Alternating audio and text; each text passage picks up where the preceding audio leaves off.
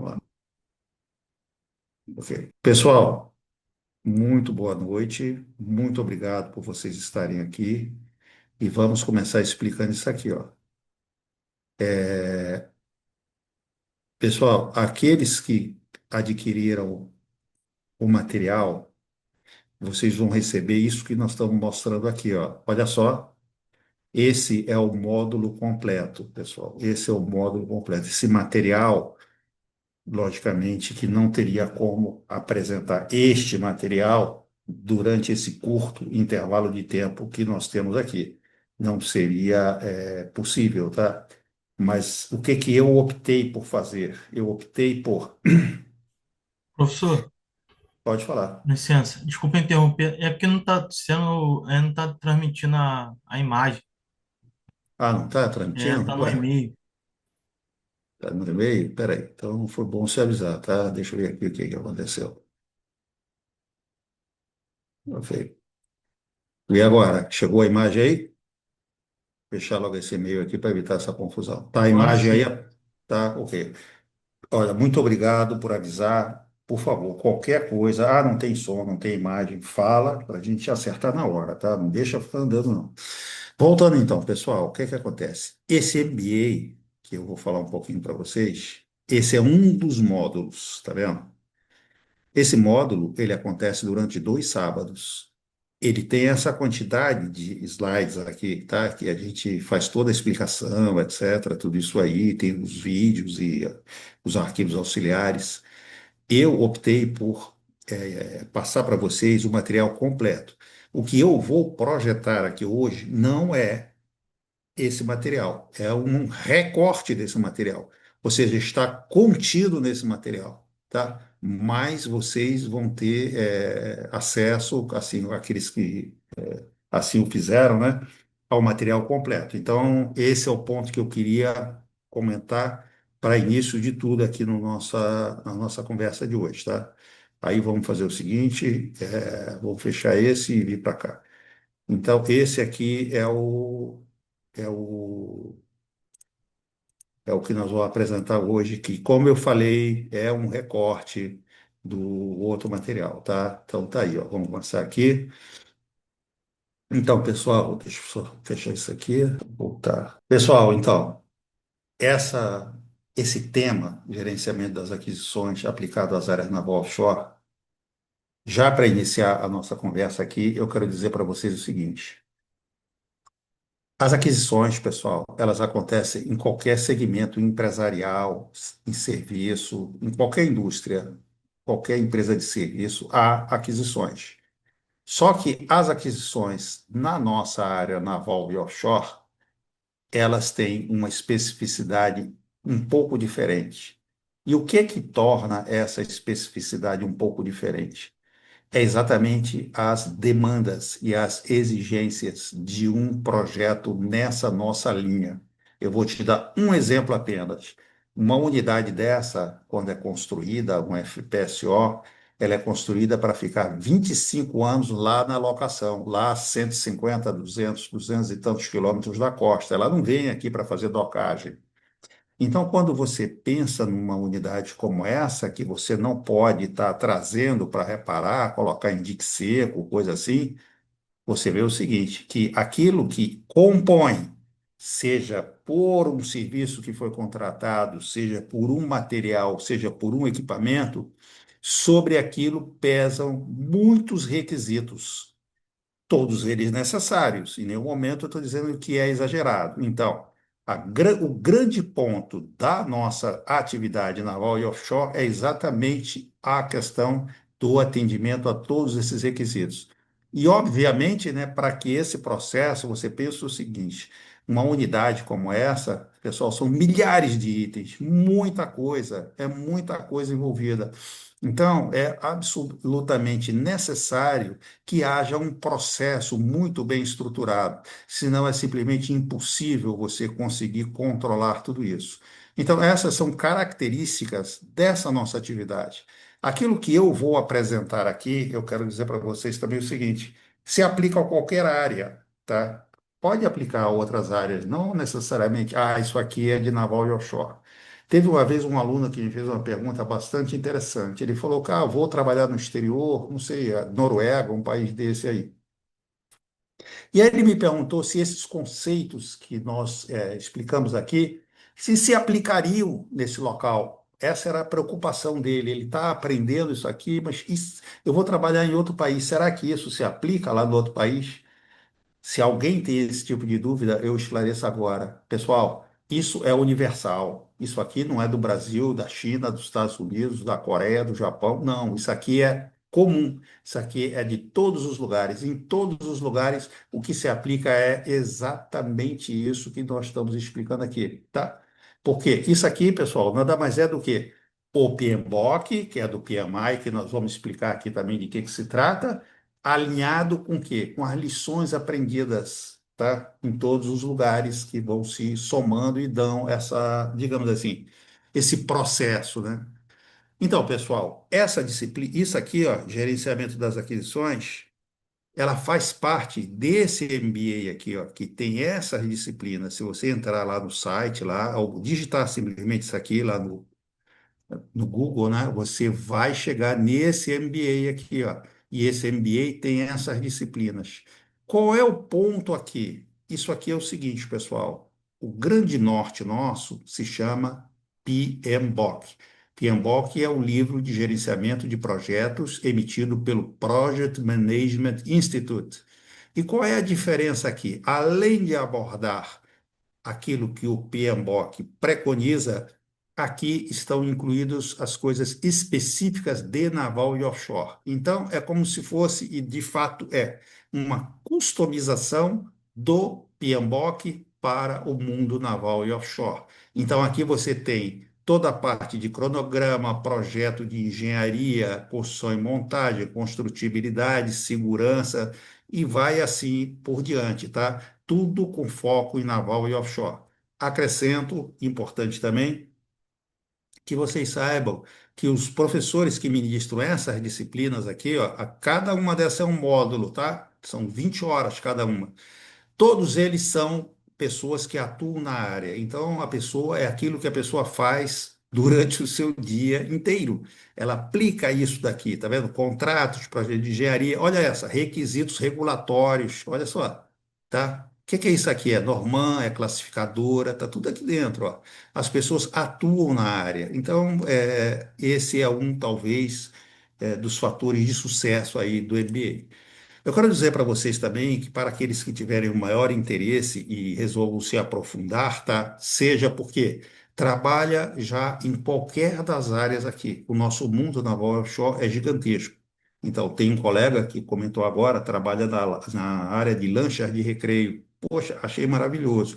Mas se você trabalha em construção e montagem, se você trabalha em logística, você trabalha na área de treinamento, o que que é importante, bastante importante, e isso eu quero que vocês, independente se vão fazer ou não o MBA, entendam agora.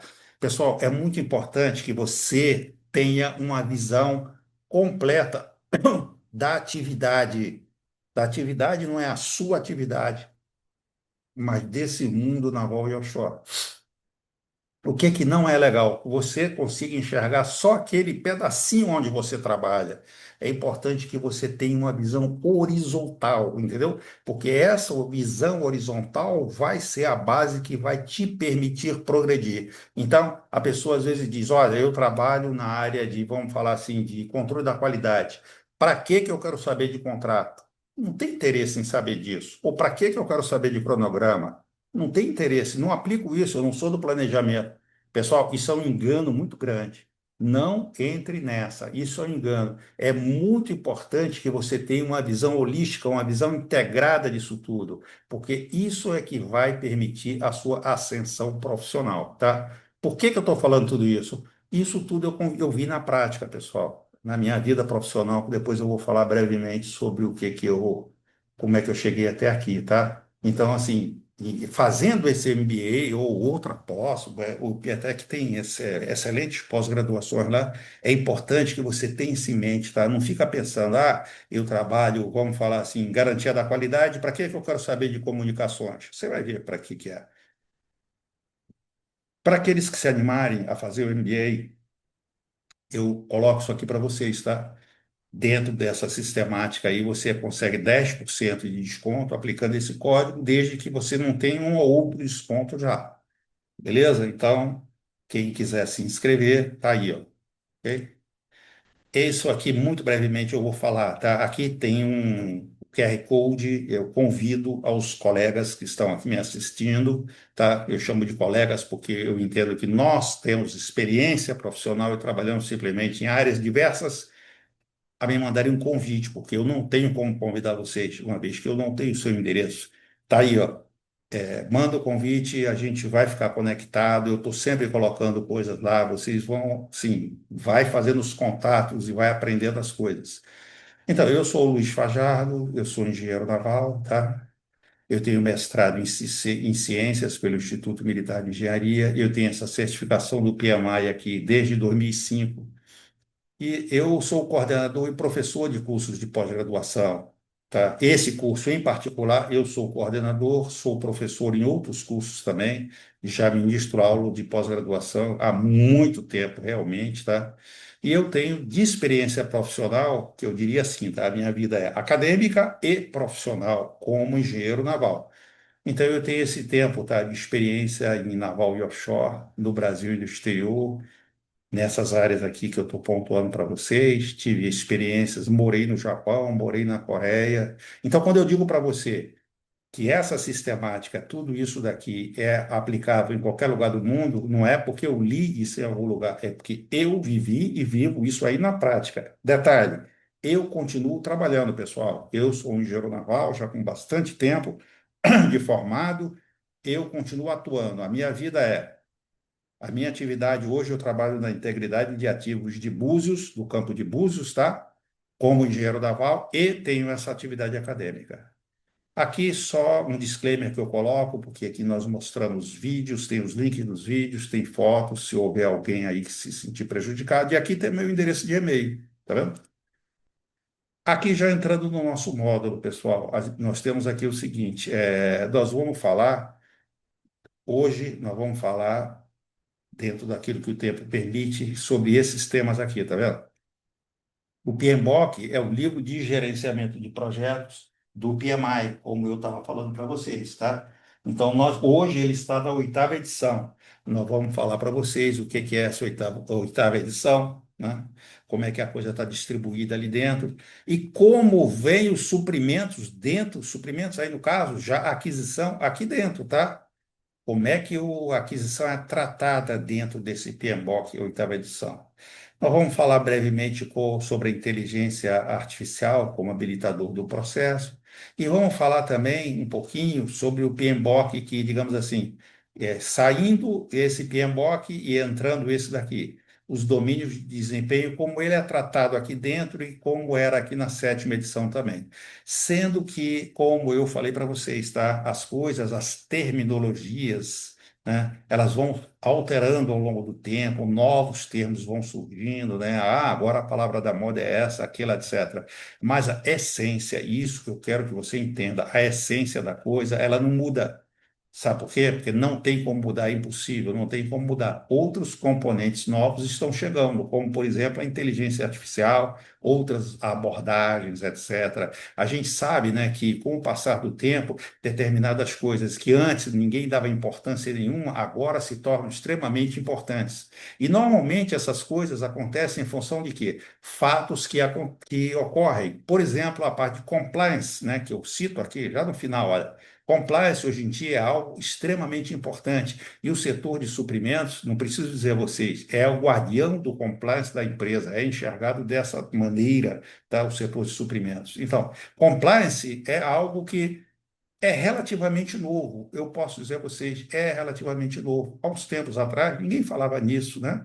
Nessa parte de compliance. Então, as coisas vão se adequando em função do que vai acontecendo, entendeu? Os acontecimentos. Da mesma maneira, as normas, os regulamentos, eles estão sempre sendo atualizados em função de quê? Dos acontecimentos que conduzem a isso aí. E esses acontecimentos, pessoal, nada mais são do que o quê? Lições aprendidas. As lições aprendidas foi observado, precisa alterar, vamos melhorar o processo, e aí a coisa vai avançando, tá?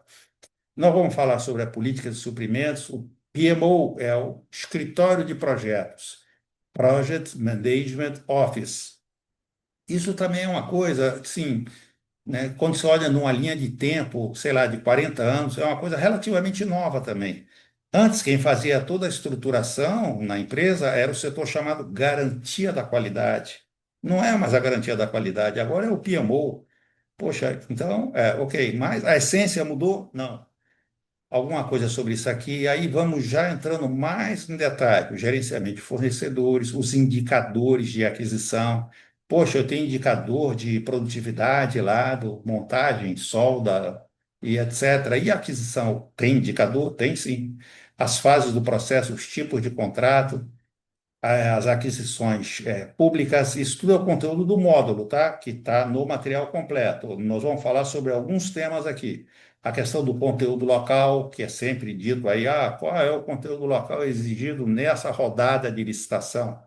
E o porquê desse conteúdo local? Como funciona a cadeia de suprimentos, a administração de materiais, se você é mais interessante e como fazer, digamos assim, calcular se é melhor fabricar ou comprar pronto, o processo de cadastramento, a qualificação de fornecedores, processo de aquisição, diligenciamento, que é super importante, nós vamos falar aqui, a integração com as outras áreas, tá?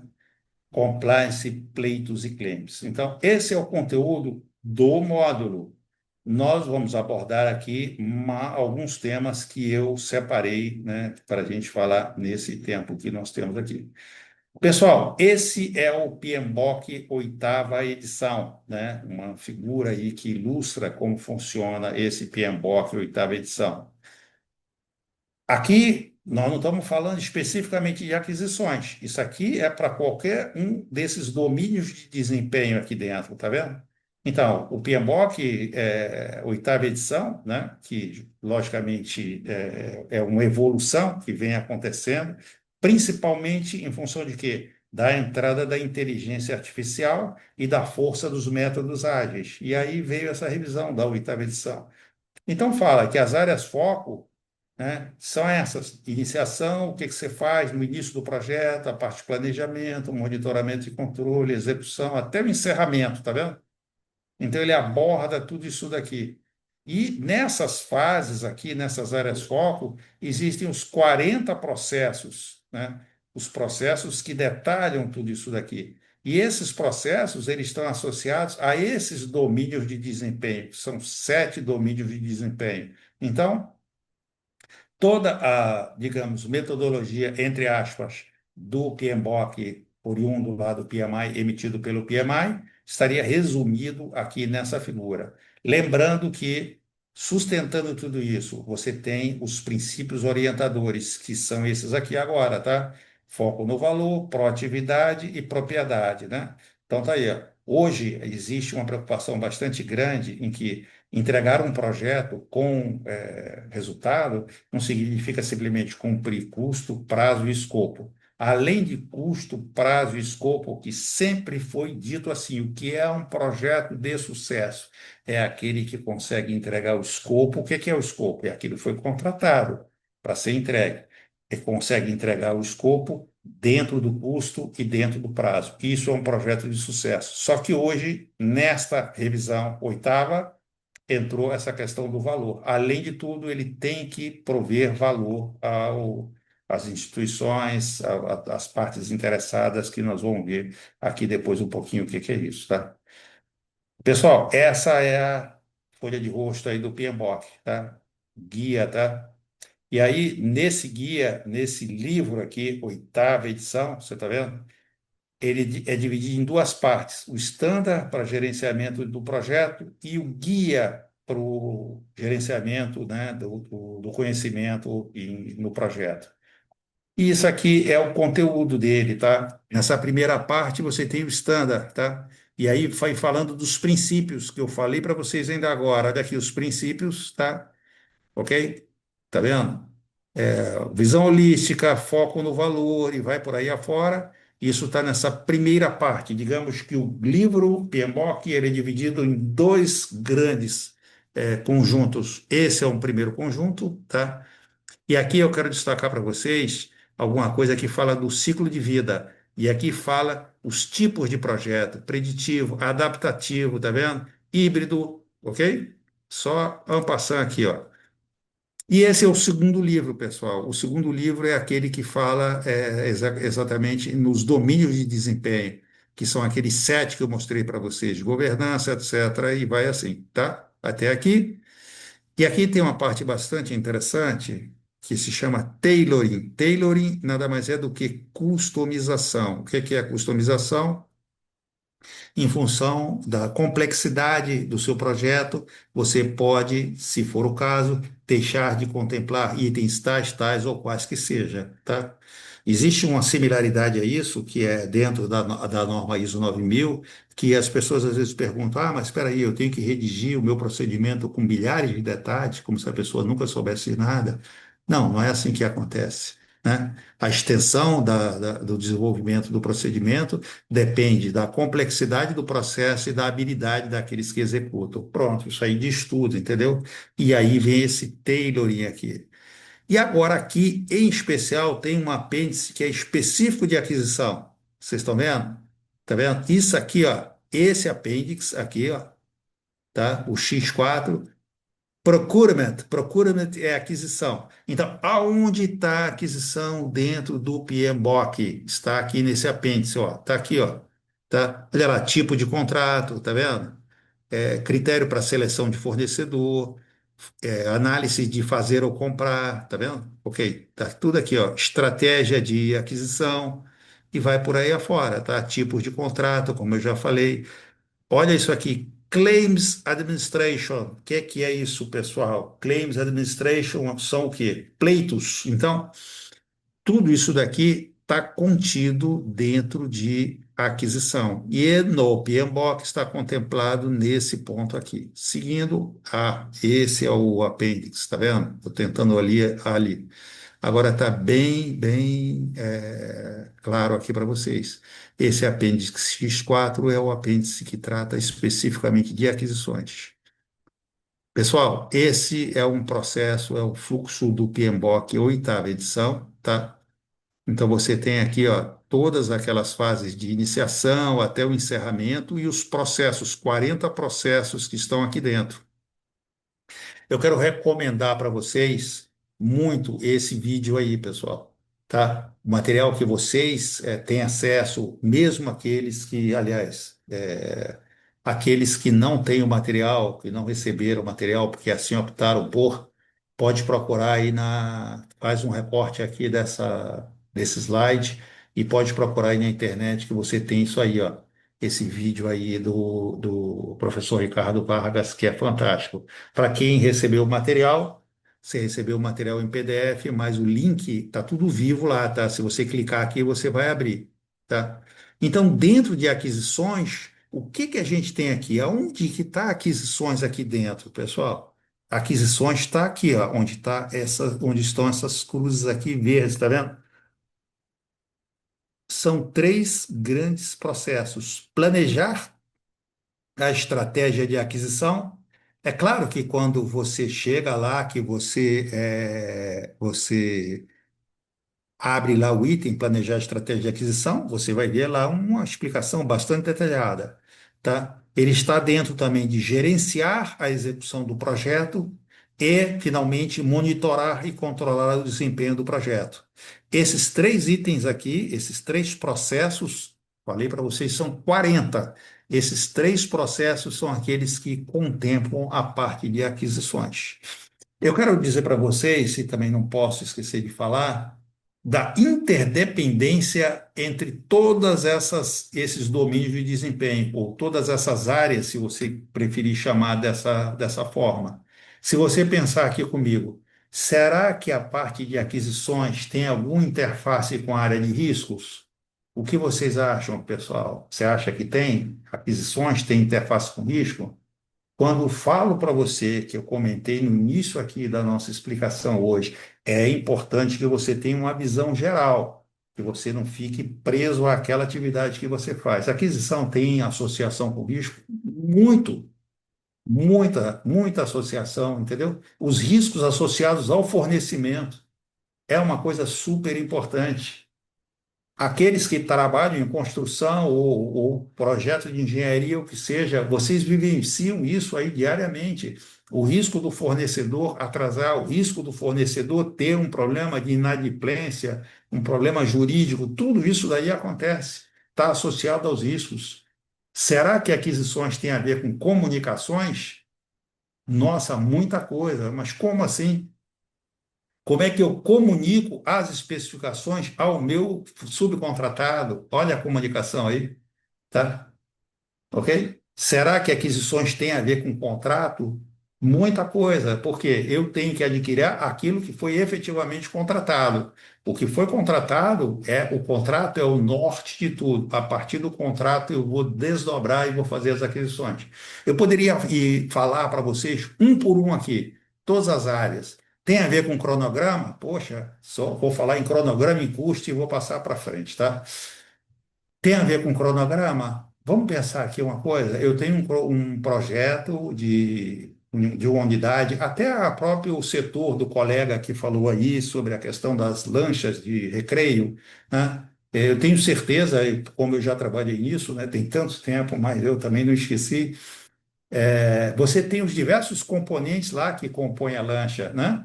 Eu tenho certeza que aquilo não é tudo comprado no primeiro dia, né? Aquilo, nem que sequer que chegue no estaleiro, tudo no primeiro dia. Aquilo é comprado com uma certa, vamos falar assim, cadência, regida por um cronograma.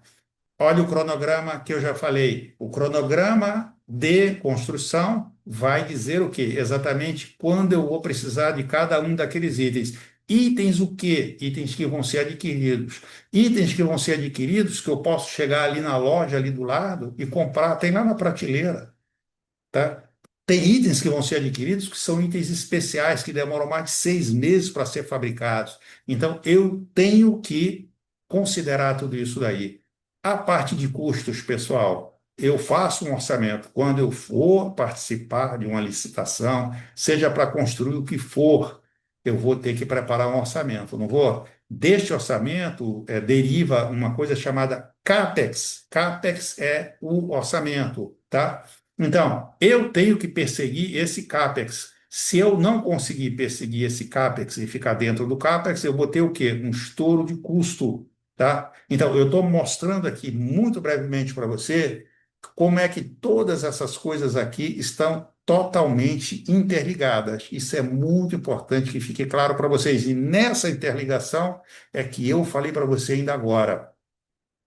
É importante que você tenha um conhecimento mediano de cada uma dessas áreas, para você poder entender como funciona essa engrenagem, tá? Como funciona o sistema, melhor dizendo, que não é uma engrenagem só. Aí vamos lá, ok, seguindo aqui, anterior. Então, aqui, de uma maneira assim, mais fácil de visualizar, tá? Esses são os domínios de desempenho. Tudo está aqui dentro, tá? Governança, escopo, etc. Tá? Você está falando, mas cadê aquisições aqui? Aquisições está aqui dentro também, tá? Esses são aqueles princípios que eu comentei com vocês. Talvez alguém fale assim, pô, mas para que isso aí? Por que que a gente não vai direto ao ponto aqui? As coisas não são assim, pessoal. Aqui é a base filosófica que sustenta todo o processo, tá? O PMBOK, oitava edição, ele trouxe isso daqui, ó, foco no valor. Então, é importantíssimo que você entenda, né? Entenda a filosofia por trás disso aqui, por trás desse processo de gerenciamento, tá? Veja essa visão aqui, que também é uma coisa relativamente nova, né? É as equipes se sentirem motivadas, capacitadas a tomar decisão, etc. E aí, utilizando essa palavra, empoderada, que é uma palavra meio que do momento aí, né? Mas funciona assim. O que que é o grande ponto interessante aqui do PMBOK? Ele sempre vai sendo atualizado. Hoje ele está na oitava edição. Quando eu fiz essa prova, pessoal, ele estava na quinta edição para que eu tivesse essa certificação. Eu fiz com a quinta edição, ele já está na oitava, tá? E vai continuar evoluindo, sempre com base em quê? Nas coisas e nas necessidades do mercado. E essas são as áreas foco, tá vendo? que vai da iniciação até o encerramento. Será que o encerramento é importante? Nós vamos mostrar para vocês que sim, tá? E aí, aonde entra esse PMBOK nesses 40 processos em aquisições? Aonde é? Tá? Ela não é um domínio separado, olha só. Ela não é separado aqui, tá? Ela não tem uma linha aqui, aquisições. Já houve revisões anteriores do PMBOK, onde aquisições eram uma área separada, mas agora não é mais. Agora ela está aonde? Ela está dentro desses itens aqui, ó. Ela está dentro do domínio de governança. É outra palavra relativamente nova, não é? A governança da empresa. Poxa vida, tá lá, ela está dentro de governança. Então, aquisições está aqui dentro, ó. Legal? E aonde ela está aí dentro? Em que sentido? Planejar a estratégia das aquisições. Olha que coisa interessante. Como vai se dar todo o processo? A gente depois tem slide para cada um desses três processos aqui. Gerenciar a execução do projeto inclui a condução das aquisições, tá? Monitorar e controlar o desempenho do projeto. Então, inclui também o controle de projeto. Então, aquisições, ela está dentro desse domínio de governança que eu mencionei para você vendo agora.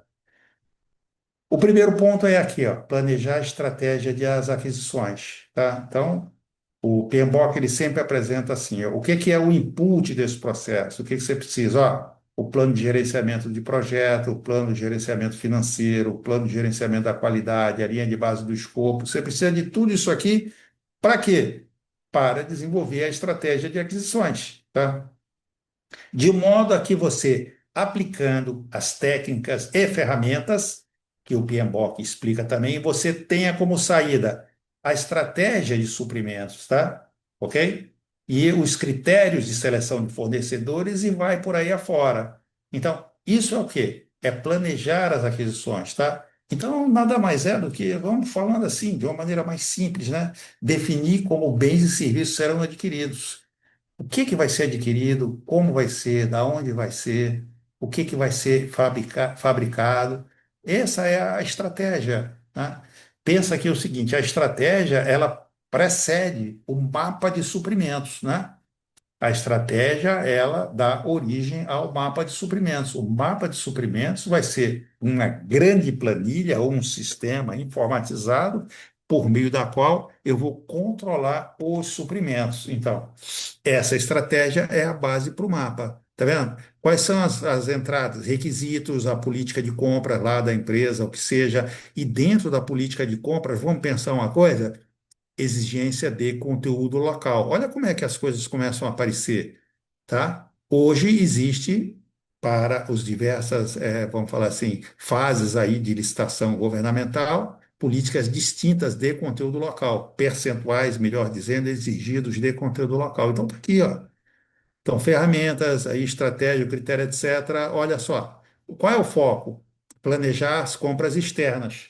Poxa, como assim? As compras não são dentro da empresa, compras externas, tá? Gerenciar, o que que é?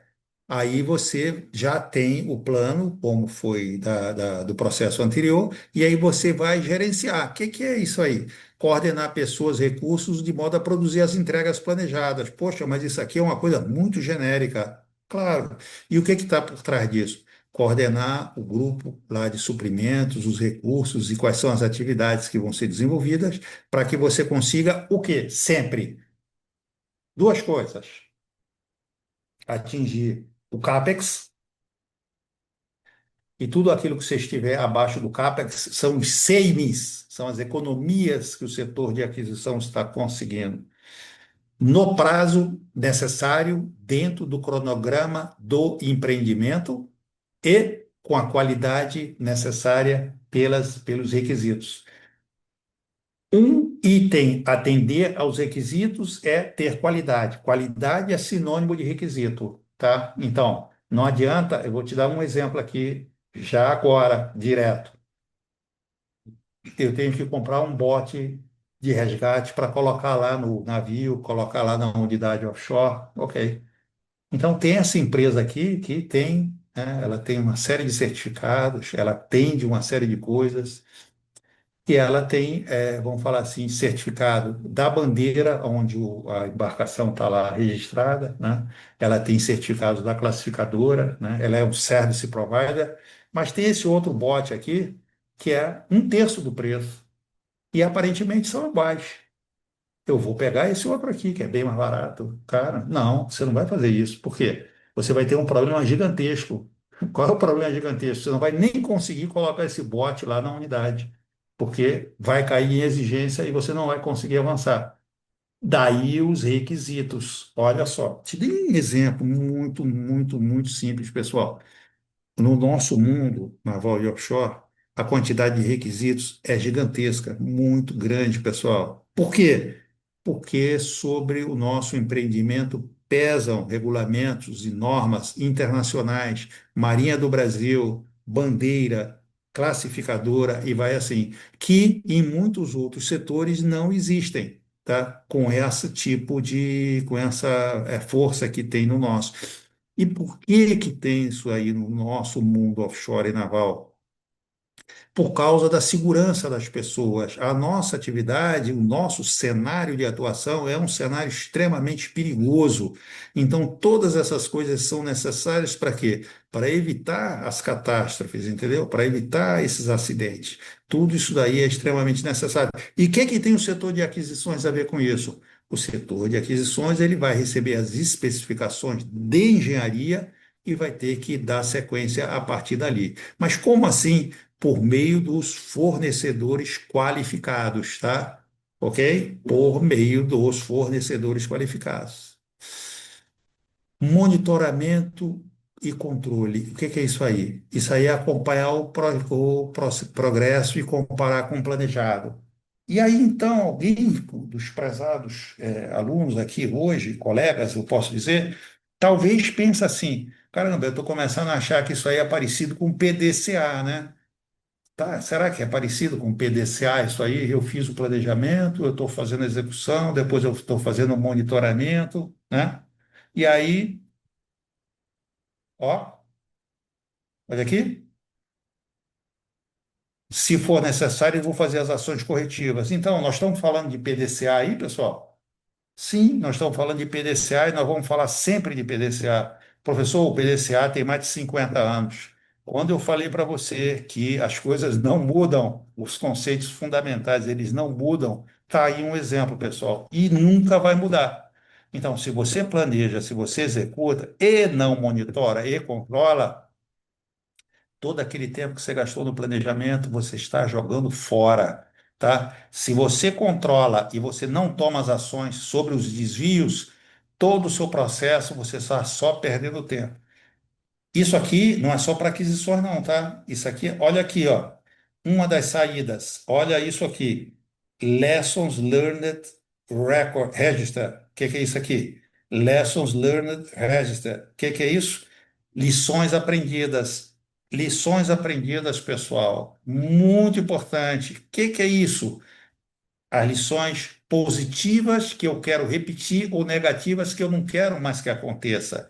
Isso é uma das saídas desse monitoramento. Olha a outra aqui, o risco, Risk Register, é o registro dos riscos associados a aquisições. Mais um aqui, Schedule Forecast. O que é isso? São as previsões do cronograma em função, todo mundo acredito, né? Acredito eu que as pessoas entendam o seguinte: você faz um planejamento e coloca lá o seu cronograma de aquisições e começa a fazer as compras e o empreendimento tem um prazo, digamos assim, pode ser de 6 meses, pode ser de um ano, sei lá, até 2 semanas. Na hora que você começa a executar, começam a acontecer os problemas. Começam a acontecer os problemas e aí você vai ter que fazer o quê? Os ajustes, não é? Você vai ter que fazer os ajustes no cronograma. Tá aí, ó. Então, alguém pode estar entendendo o seguinte: eu estou começando a achar que isso é um processo completamente dinâmico. Então, você está entendendo certinho. Então, você está achando que durante esse processo de aquisições os riscos vão mudando? Claro, os riscos vão mudando, sim, com certeza. Tá? Se quando eu comecei a fazer aquisição eu coloquei o pedido de, digamos, fabricação de spools num determinado subcontratado. e estou acompanhando. Existe o risco daquela pessoa começar a atrasar. Para isso, eu fiz o quê? Um plano de contingência. O que que é? Tem uma outra empresa que deu um preço um pouco mais alto, mas se essa começar a atrasar, eu vou contratar na outra. Para quê? Para não perder o time do empreendimento como um todo.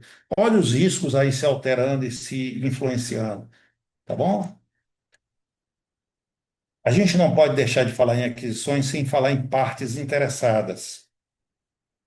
Quais são as partes interessadas, tá? Essas partes interessadas, em inglês, significa stakeholders, tá? Partes interessadas. É todo aquele que pode ser influenciado positiva ou negativamente pelo seu projeto. Então, quais são as partes interessadas? Tudo isso que está aqui, ó. Tudo isso que está aqui, ó. Olha isso aqui, aquisições. Isso aqui é só um recorte, tá? Não é só isso, tá? Os fornecedores, eles são parte diretamente interessada. Tanto eles são, quanto você é também com respeito ao a performance desse seu fornecedor. Os seus clientes, óbvio, a fiscalização, os usuários finais, etc, tá? Ok? Essa figura em particular é do PMBOK sétima edição. Eu achei bacana colocar aqui. E o PMBOK sétima edição, pessoal, ele era assim, ó, funcionário. Olha só, são 10 áreas de conhecimento, tá vendo? Ó? São 10 áreas de conhecimento que ele atribuía. E aqui tinha a integração, tá? Fazendo vamos falar assim, a interligação entre todas as áreas. Ainda sobre as partes interessadas, tá? Vamos entender um pouco melhor. A área requisitante. Qual é o interesse da área requisitante? Ela define requisitos, solicita e estabelece prazos e critérios técnicos. Olha isso aqui, ó. Olha isso aqui. Critério técnico. Quando eu digo que a área interessada estabelece os critérios técnicos, eu vou perguntar para vocês aqui agora. Na hora que o fornecedor colocou uma proposta, quem deve avaliar tecnicamente essa proposta? Tecnicamente, não é preço, não. É o pessoal de suprimentos ou é a área interessada aqui? Hã? Área requisitante. Então, pessoal, olha isso aí, tá? Olha só. Aqui você já está vendo, ó. Quem faz a análise é quem estabeleceu os critérios técnicos, tá? Se os critérios técnicos foram estabelecidos pela engenharia da empresa, quem deve fazer a análise técnica é a engenharia. Segunda parte interessada, ainda interna, o setor de suprimentos. O que que é? Ele conduz todo o processo, negocia e seleciona fornecedores, garante o compliance e a governança. Como? Garantindo de que não haverá nada, digamos assim, mal resolvido ou não correto durante aquela aquisição. E existem mecanismos para isso, nós vamos falar algumas coisas. A outra coisa, o financeiro, o que que ele faz? Libera orçamento, analisa impacto financeiro. Que análise é essa? Eu vou analisar o impacto financeiro em função do quê? Está seguindo o orçamento ou não está seguindo o orçamento? E controla o fluxo de caixa. Vamos entender aqui, que fluxo de caixa seria esse? Quando eu estou executando uma atividade, pessoal, eu não vou receber somente no final, porque se eu for fazer isso, eu vou financiar o projeto como um todo. Será que eu tenho condições de fazer isso? Não. Geralmente não, para não dizer que sempre é não. Os pagamentos são feitos à medida da execução. Mas eu tenho minha curva de desembolso também. E tenho a minha curva de faturamento. A minha curva de faturamento tem que andar acima da curva de desembolso. Quem faz esse controle? Olha lá. E tudo isso está ligado com aquisição. Mas, olha lá. Ah, desculpa, esse aqui saiu repetido ali. O jurídico, tá vendo? Analisa os contratos, isso é bastante demandante, tá? Riscos legais, até de responsabilidade solidária, tá? Quando você vai fazer a qualificação do seu fornecedor, você faz N exigências, né? Na parte de integridade, por exemplo, né? Se ele não está em trabalho infantil, ou N coisas assim, e garante a conformidade regulatória, tá? Regulatória com o quê? Com aquela legislação sobre a qual pesa aquele empreendimento. A questão do logística almoxarifado, o que que seria? Recebimento, controle de estoque e a distribuição interna. Dentro do nosso setor, pessoal, naval e offshore, Isso aqui, isso aqui é muito grande, cara. Logística é almoxarifado, cara. É muita coisa, é muito detalhe. Pessoal, se você pensar, você sabe quantas unidades FPSO tem operando hoje na costa brasileira, pessoal? Entre próprias e afretadas, cerca de 80 unidades, pessoal. É muita coisa. Você sabe quantos barcos de apoio tem? Cerca de 500 barcos de apoio. Então, você imagina a logística, né, e o controle de todos os itens que entram nesse processo aí. Porque não tenha nenhuma dúvida, essas unidades, no dia que ela é entregue, naquele dia já começam as manutenções, naquele dia já começam, vamos falar assim, as substituições, as melhorias e tudo isso. Quando a gente fala de logística, né, a gente tem que falar, isso é tanto logística nacional quanto internacional. Então, isso faz parte do setor de aquisições também, tá? A qualidade é a conformidade técnica, quando se fala conformidade técnica com a especificação, sempre. Se você não tem a especificação é sinônimo de requisito, tá, pessoal? Se você não tem, então você não tem como avaliar tecnicamente. Homologa fornecedores e monitora o desempenho dos fornecedores, não é? Quando o fornecedor começa a ter problema, e aí vai fazer o quê? Olha o ciclo PDCA aqui, vai ter que tomar ação, né? Na parte de engenharia, operações e produção, quem define a especificação técnica, conforme o caso aqui, tá? Nem toda a especificação técnica é definida pela engenharia, pode ser também pela própria parte de operação. Então, vamos lá, ó, tá vendo? Apoia decisões técnicas e dentro desse apoio está o quê? Análise das propostas dos fornecedores. O setor de TI, o que que é? Os sistemas, exemplo, SAP e vai por aí afora, tá? Integração e segurança, que ninguém pode querer conceber que um empreendimento como esse possa ser controlado simplesmente em planilhas, entendeu? Que é simplesmente impossível, tá? Alta direção da empresa, o que que ela tem? Tá aí, ó. Políticas e diretrizes para as aquisições, como vai ser? Ah, para aprovar um pedido de compra tem que ter assinatura da parte requisitante e do gerente de projeto. Exemplo, tá? Exemplo, tá? Limites de alçada. Limites de alçada para quê? Para as aquisições, tá? Quem pode, dependendo da posição na organização, contratar até que valor? Os riscos estratégicos, né? Auditoria interna, tá vendo? Controles, como é que está sendo feito, né? Integridade do processo. Externa, fornecedores, tá vendo? Influenciam a qualidade e prazos, contribuem com a inovação. Prestadores de serviço de serviço logístico, transporte, armazenagem, desembaraço e distribuição, tá?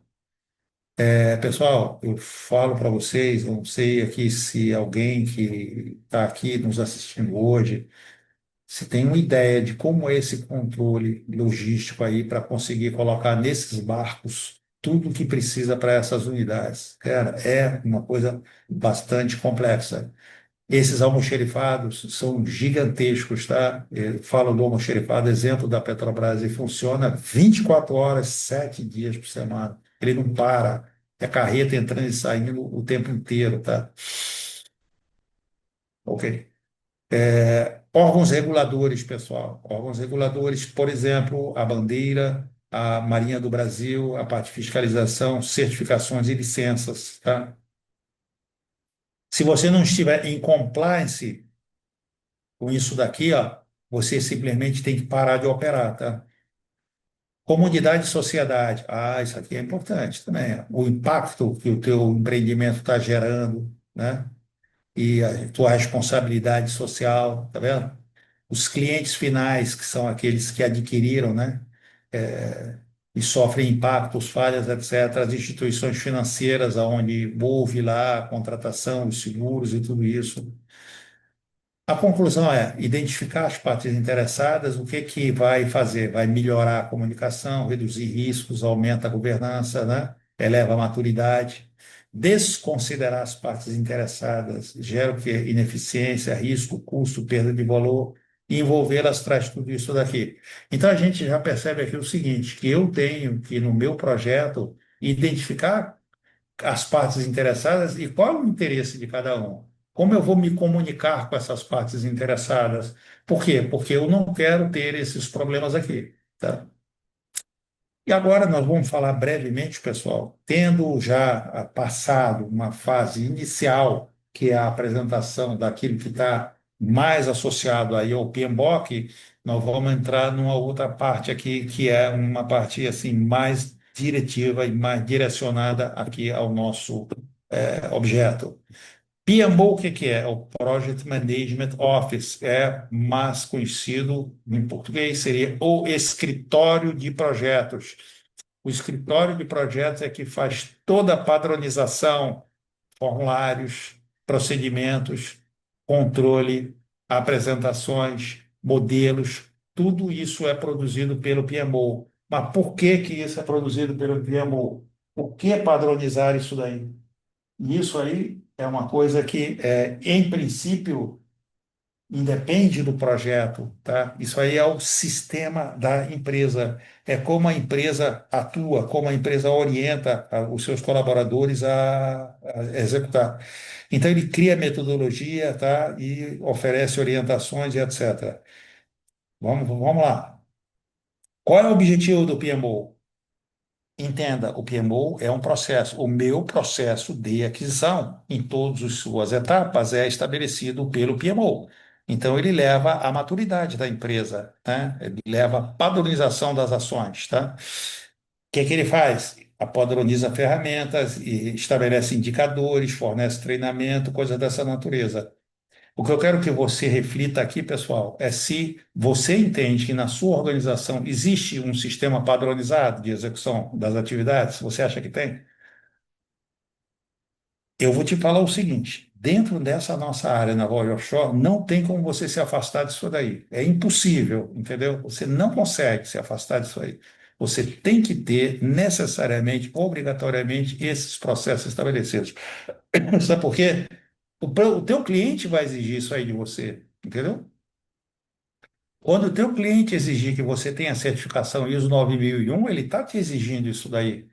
Quando ele tem lá aqueles requisitos todos de contrato e pede aqueles N relatórios e etc. para você, ele está exigindo isso aí para você também, tá? Então, quais são os benefícios aí, ó? Economia de custos. Por quê? Evitar desperdícios, evitar erros, produtividade, tá vendo? Vou falar alguns, tá? Motor para o crescimento organizacional. Você imagina o seguinte, tá? A sua vida profissional. Você saiu lá da universidade, entrou lá na empresa, etc. E aí você entra numa empresa que tenha tudo isso daí muito bem organizado. Olha o seu crescimento profissional dentro dessa empresa. Agora, você pode ter certeza do seguinte, que esses procedimentos, esses formulários, tudo isso daí, nada mais é do que fruto da experiência da empresa ao longo do tempo. E outra coisa, se você tem uma empresa, está numa empresa que tenha toda essa organização, se mudarem algumas pessoas, a organização fica, a organização ela é perene, entendeu?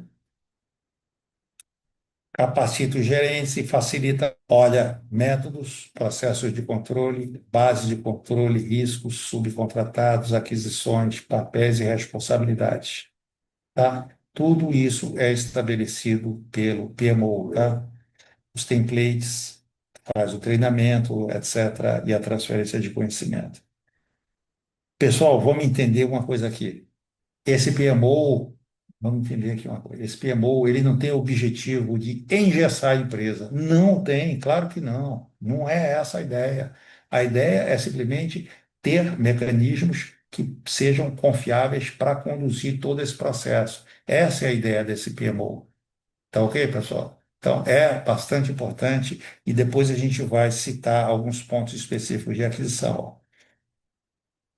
Então, tá aí, ó, gerente de projetos e o PMO. Atribuições do PMO e atribuições do gerente de projeto. Olha lá, o gerente de projetos é coordenar os esforços, controlar escopo, custo e prazo, ok?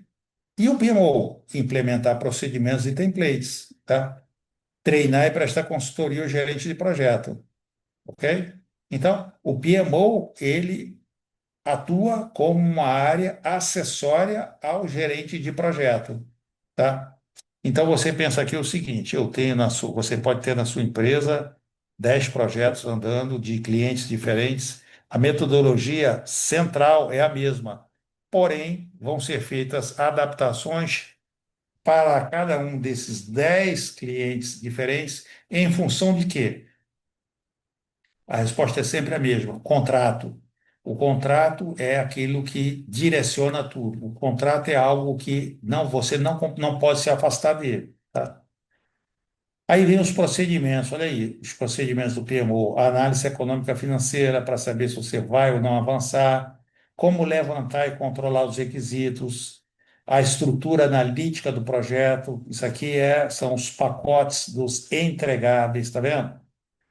Agora aqui, ó, muito em cima de suprimentos, o CAPEX e o controle. O CAPEX, o que que é? De novo, o CAPEX é o orçamento, tá? E o gerenciamento dos subcontratados. Tá aí, ó, o ciclo da aprovação de vendors. Vendors, o que que é? O subcontratado. Como é que é esse ciclo de aprovação, tá? O gerenciamento das mudanças, tá? Como é que se dá esse controle de gerenciamento de mudança? Você não tem a dúvida que as mudanças, elas vão acontecer, e eu afirmo isso para você, durante todo o tempo, pessoal. Não tenha dúvida com relação a isso, tá? Controle da documentação e certificados, ó. Como é que você vai organizar essa documentação toda, tá? Esse outro tema aqui, super importante, como é que vai ser feita a administração contratual, tá? É diferente de acompanhamento de custos. A administração contratual, o que que é? É o processo que vai garantir que tudo está aderente a quem? Sempre ao contrato, tá? Exemplo, o contrato pede que a cada 2 semanas seja produzido um relatório. Quem vai olhar por isso? A administração contratual, ok? E vai por aí afora. Vamos seguir? Tá aí, ó. Dentro do PMO, um dos pontos de destaque, aqui especificamente para o nosso dia de hoje, é o gerenciamento das aquisições, tá? A qualidade dos fornecedores. Então, o processo de aquisições, ele é estabelecido aqui, tá? A área de suprimentos agora, tá aí, ó. Ok? O PMO, etc., são funções organizacionais distintas, a área de suprimento e o PMO, tá? Mas eles trabalham com uma interseção muito grande. A área de suprimentos, ela é o quê? O braço executor das diretrizes dadas lá pelo PMO, tá? Por que o braço executor? Ele não vai fazer diferente daquilo que está estabelecido no procedimento. Uma das grandes ofensores aí de não atingir os custos é exatamente o quê? Não seguir os procedimentos. Isso em qualquer área, entendeu? E na área de aquisição não é diferente. Tá aí, ó. O PMO, ele padroniza os processos, tá? Então, ok? Ele dissemina metodologias, ele dá suporte, ele faz alinhamento e ele participa do monitoramento e controle, tá? Ele participa de quê? Desde a aquisição até a entrega do produto final, a gestão de compra, a gestão de fornecedores, a questão da logística, o inventário, a otimização de custos e vai por aí afora. Ó. Na parte de interseção e colaboração, tá vendo? O PMO, ao planejar um novo projeto, colabora com suplementos e garantir que os recursos estejam disponíveis no prazo e dentro do orçamento. Tá aí. Nós podemos dizer também, além disso tudo, somar aqui mais um tema, que é o quê? O PMO, ele garante e faz com que haja uma integração entre, vê se vocês concordam, a área de engenharia, a área de suprimentos, a área de construção e montagem, a área de planejamento e controle. Olha aí. Essas áreas têm que estar tudo muito bem alinhado. Se não tiver, eu não vou ter o item que eu preciso no momento que se faz necessário lá na obra. Tá, em resumo, o PMO fornece a estrutura metodológica, né, e a governança, e suprimentos garante os recursos e serviços sejam adquiridos e entregues de forma eficiente, utilizando o quê? A metodologia descrita no PMO aí, tá? Então, os principais problemas que o PMO ajuda a resolver, quais são? A questão de compliance, a questão de falta de governança. Por quê? Ele introduz disciplina e regras claras. Olha isso, qual é o problema que você está mitigando? Mitigar o que que é? É diminuir. Mitigar é sinônimo de diminuir. Diminuir o quê? O problema. Compras fora do padrão ou sem aprovação. Olha aí. Fazer compra autônoma. Cada setor fazer compra da maneira que quiser. Ele veda isso aí, tá? Então, ele exige e, por meio das auditorias, confirma que os diversos setores estão seguindo as regras internas e externas. Pessoal, isso aqui, esse único slide aqui já faz uma diferença absurda, entendeu? Como é que se dá o processo de aprovação de uma requisição de compra? Como é que se dá o processo de aprovação de um pedido de compra e depois quando o fornecedor apresenta lá a fatura, o processo de aprovação daquela fatura para pagamento. Como é que se dá isso? Não estamos falando de comprar 3 ou 4 itens, pessoal. Não estamos. Estamos falando de milhares de itens. Então tem que ter um processo, entendeu? Ah lá, outra coisa que ele ajuda a resolver é a questão de atraso, tá? Porque ele vai, por meio de seus mecanismos, participar do controle de tudo isso daí. Permitindo o quê? Permitindo negociações e entregas com antecedência, evitando gargalo logístico, cotações, etc. Tá? Isso de que maneira? De que maneira? Por meio do mapa de suprimentos. Como é esse mapa de suprimentos? É um mapa que vai relacionar os itens a serem adquiridos às suas datas de necessidade e as datas em que esses pedidos têm que ser colocados. Ué, mas como assim? Não pode ser tudo ser colocado uma semana antes da necessidade? Não.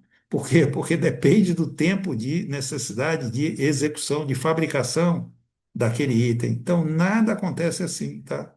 Eu preciso de um item para 2028, eu já estou planejando hoje, não sei, dependendo do item, tá bom?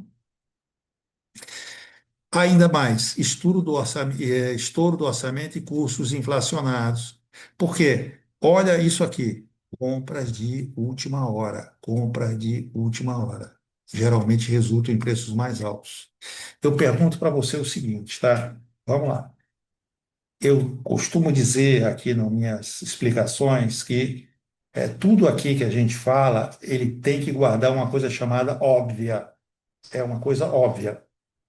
Tudo aquilo que a gente fala aqui, ou se alguma coisa que a gente fala aqui você não entende como sendo uma coisa óbvia, é porque ou eu não expliquei direito ou você não conseguiu entender. Pensa aqui o seguinte, até na sua vida pessoal, imagina você tem que fazer uma compra de última hora. Ah, não, eu vou ali na loja de conveniência. Ah, é? Você vai na loja de conveniência? Tá aqui, ó. Pronto. É a mesma coisa aqui. Aqui não tem diferença, entendeu? Mas o PMO, ele tem um processo. E nesse processo ele diz quando você deve agir tudo isso. Para quê? Para que você tenha tempo hábil para essas negociações, entendeu, pessoal? Então tá aí, ó. Planejar o orçamento de aquisições de forma mais precisa. Olha aí, gestão ineficiente de fornecedor, escolha errada, tá vendo? Contratar de fornecedor não qualificado ou não homologados. Isso aqui é o pior de tudo, tá vendo? Não homologados é o pior de tudo. O que é um fornecedor não homologado? Eu te falei do bote de resgate ainda agora, não falei? Ah, não, eu comprei ali porque ali é mais. Não, o bote é igual. É cópia do outro, não importa. Ele é não homologado, não homologado. Você não vai colocar esse bot lá na unidade, entendeu? Não vai, não vai conseguir colocar. Eu não vou falar que são todos os itens, não, tá? Mas eu diria para você o seguinte: sobre uma quase que totalidade dos itens que compõem uma construção como essa, são itens que pesam alguma coisa de homologação em cima dele. Dá um exemplo, uma chapa de aço. Você não pode comprar essa chapa de aço em qualquer lugar. Por quê? Pesa um requisito sobre ela. A chapa tem que ser classificada. Como assim? Eu fui ali num distribuidor, o cara tem a chapa, ele tem o certificado da usina. Não interessa o certificado da usina. Cadê o certificado da classificadora? Ah, não tem, então não serve. Pronto. Não vou me estender, tá? Mas tenha ciência disso. Esses são os tais homologados, esses são os tais. Preciso saber quais são. Claro, o setor de suprimentos não pode adquirir fora dessa lista, tá, pessoal? Tá bom. Então, tá aí, ó. Falta de visibilidade, tá? Então, de que maneira que o PMO ajuda? Ele torna o processo transparente, tá? Que você tem o status de todas as aquisições em tempo real. Essa aquisição está no sinal verde, ou seja, está dentro do prazo, fornecedor, tudo certinho. Essa aqui está com sinal amarelo. Por quê? Existe uma chance grande de atrasar. E essa outra aqui já está atrasada, então eu já vou ter que entrar no plano B. Mas que plano B é esse? Ah, o plano B é aquele que você estabeleceu quando você fez a análise de risco. Lembra a análise de risco que eu falei? É isso aí, tá? Agora a gente já vai entrar mais e mais e mais no nosso processo de aquisição, tá? Então, vamos lá. O que que o processo de aquisição compreende, pessoal? Não importa que seja da área naval e offshore ou outra área qualquer, sempre vai seguir isso aqui. O que que ele compreende? Especificar e emitir o pedido de compra. Se eu não tiver a especificação muito logicamente, muito completa, inequívoca, tá? Inequívoca para você e para aquele que você vai subcontratar. Se não for dessa forma, para os dois, você já vai começar a ter problema de interpretação. Especificar e emitir o pedido de compra. Ah, tá. Ok. Qualificar e selecionar o fornecedor. Então, eu tenho que ter critérios para qualificar o fornecedor, claro, dependendo do item. Mas espera aí, então todos os fornecedores eu vou ter que fazer, pesar todos esses critérios? Nunca.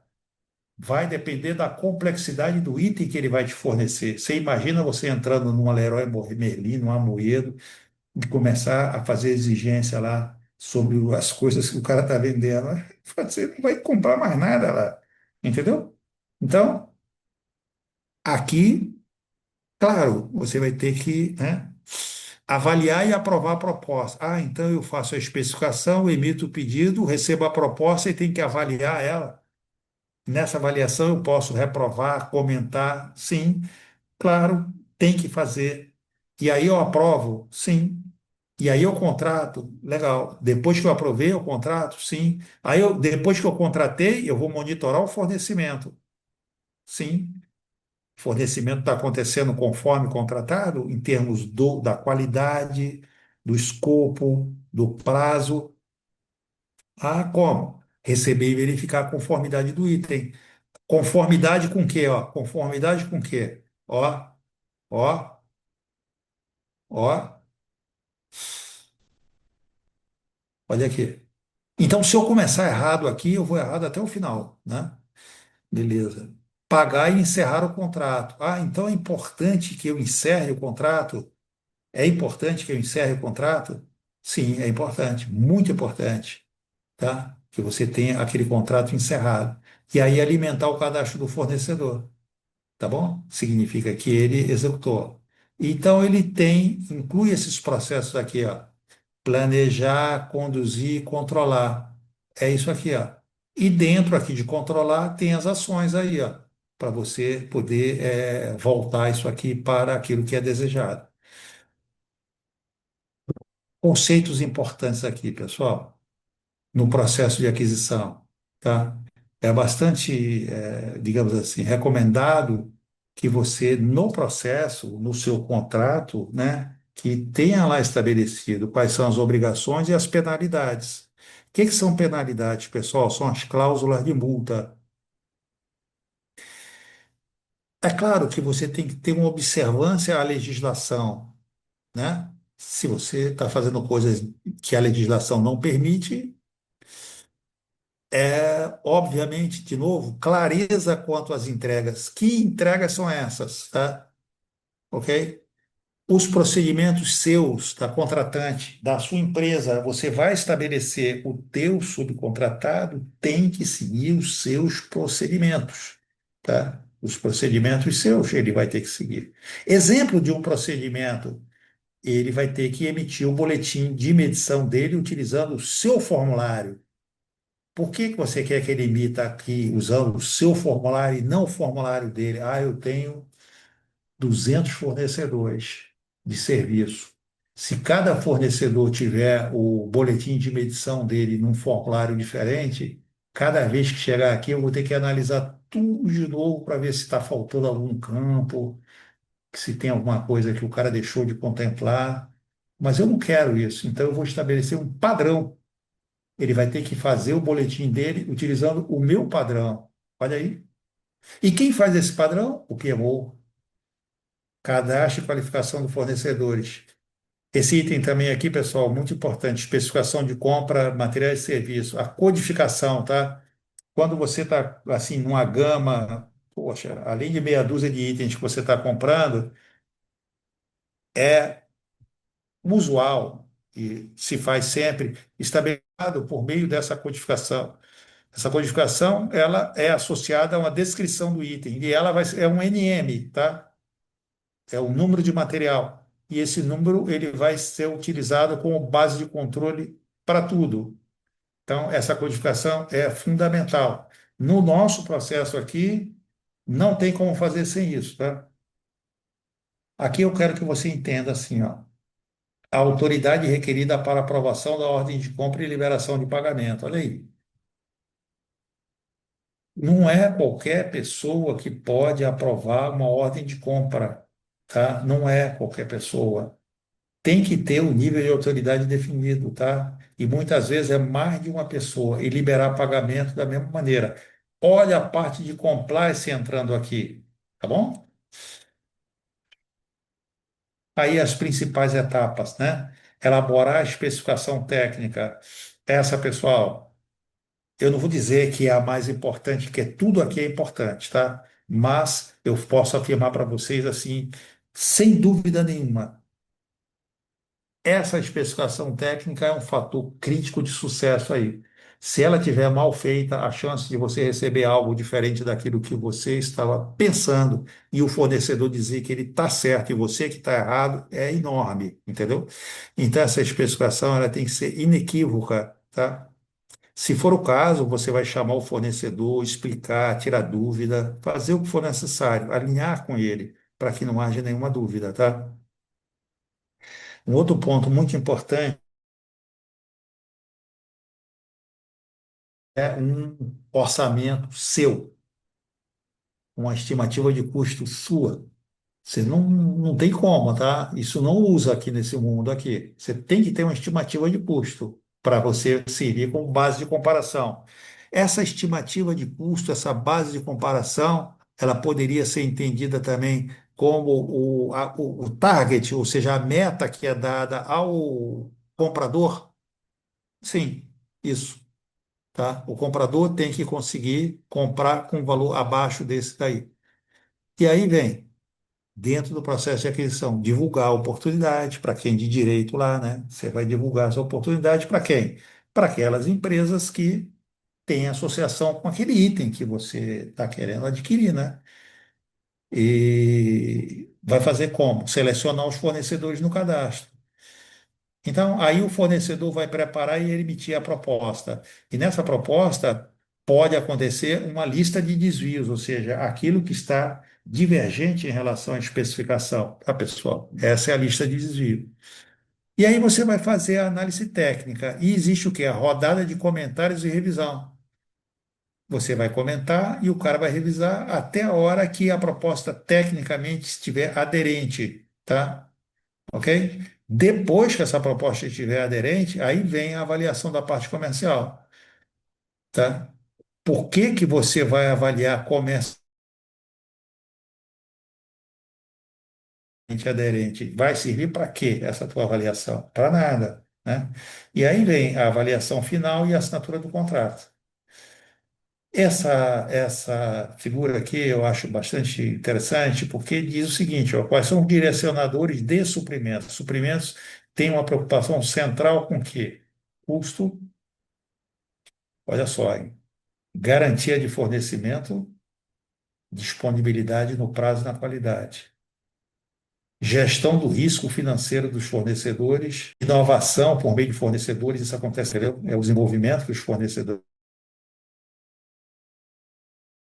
por meio da economia, que é conseguida pelo setor de suprimento, o estoque mínimo, que você não pode parar a sua produção, a formação de talentos no setor de suprimentos, a questão do compliance, que eu me referi para você ainda agora, até falei esse termo, guardião do compliance, tá? Guardião do compliance. E como um agente de desenvolvimento, tá? Então, essa figura eu acho que espelha bem aí os temas. E aí vamos aqui, eu acho bem legal essa sequência aqui. Erros comuns em aquisição. Erros. Vamos lá. Eu gostaria também, se alguém tem algum comentário, fica à vontade, tá? O primeiro grande erro é você não ter um processo. Você não tem um procedimento estabelecido, você faz improvisações. Você nunca deve fazer isso, pessoal. Não faz. Você tem que seguir aquele processo, tá? Isso é fundamental, tá? Não acompanhar o orçamento estabelecido. É você não ter, as pessoas não sabem, não tem, o teu comprador ele não tem uma meta que ele deve utilizar para fazer a comparação. Ele não tem, porque você não deu, você acha que ele não tem que conhecer. Não, isso aí não interessa para ele. É um erro enorme isso aí, entendeu? Falha na especificação. Isso a gente fica repetindo o tempo todo, pessoal. A tua especificação, ela não pode ter qualquer falha. O que o cara vai te entregar, a especificação, ela faz parte do contrato, entendeu? Quando você fizer o contrato, essa especificação vai ser grampeada lá. E ele vai dizer, eu vou te entregar o que está aqui. Se você achar que vai receber diferente, você está enganado, entendeu? Ó, tomar decisão precipitada, tá vendo? Setor desestruturado, falhar no planejamento das aquisições. O que que é falhar no planejamento? Você não ter aquela sequência, entendeu? Você não ter aquele o que eu tenho que comprar quando, começar a pesquisar o mercado, tá vendo? Comprar sem pesquisar, não construir relacionamento com fornecedores. Isso também é um erro grande. Às vezes as pessoas pensam, não, muito pelo contrário, eu acho que o cara não tem que ter relacionamento com o fornecedor. Está errado isso. Você precisa que os fornecedores apresentem propostas. Você não precisa? Você precisa, concorda comigo? Você não tem que ter as propostas para você poder ali escolher a melhor e etc. Como você vai conseguir isso se você não tem um bom relacionamento com os fornecedores? É importantíssimo, tá? Falha na análise técnica. Então, eu recebi a proposta e quando eu fiz a análise técnica contra, ó, eu não fiz, não percebi, passou. Tecnicamente, eu aceitei. E aí vai, o problema pode estar certo, que vem aí, tá? Falha nos esclarecimentos para o fornecedor. Tá? Isso aí, o que que é? Você não deu oportunidade que ele fizesse as questões dele, as perguntas dele, ou você não deu o devido esclarecimento, tá? Muitas vezes, esses esclarecimentos acontecem até por meio de visitas técnicas, negligência na negociação, e aqui um item imenso, fazer com que o fornecedor assuma o risco. O que que é isso aí, pessoal? O fornecedor, a tua especificação é uma especificação que você não teve tempo de preparar com todos os detalhes que seriam necessários. E você manda para o teu fornecedor e você dá um prazo exíguo para ele, para que ele apresente a proposta.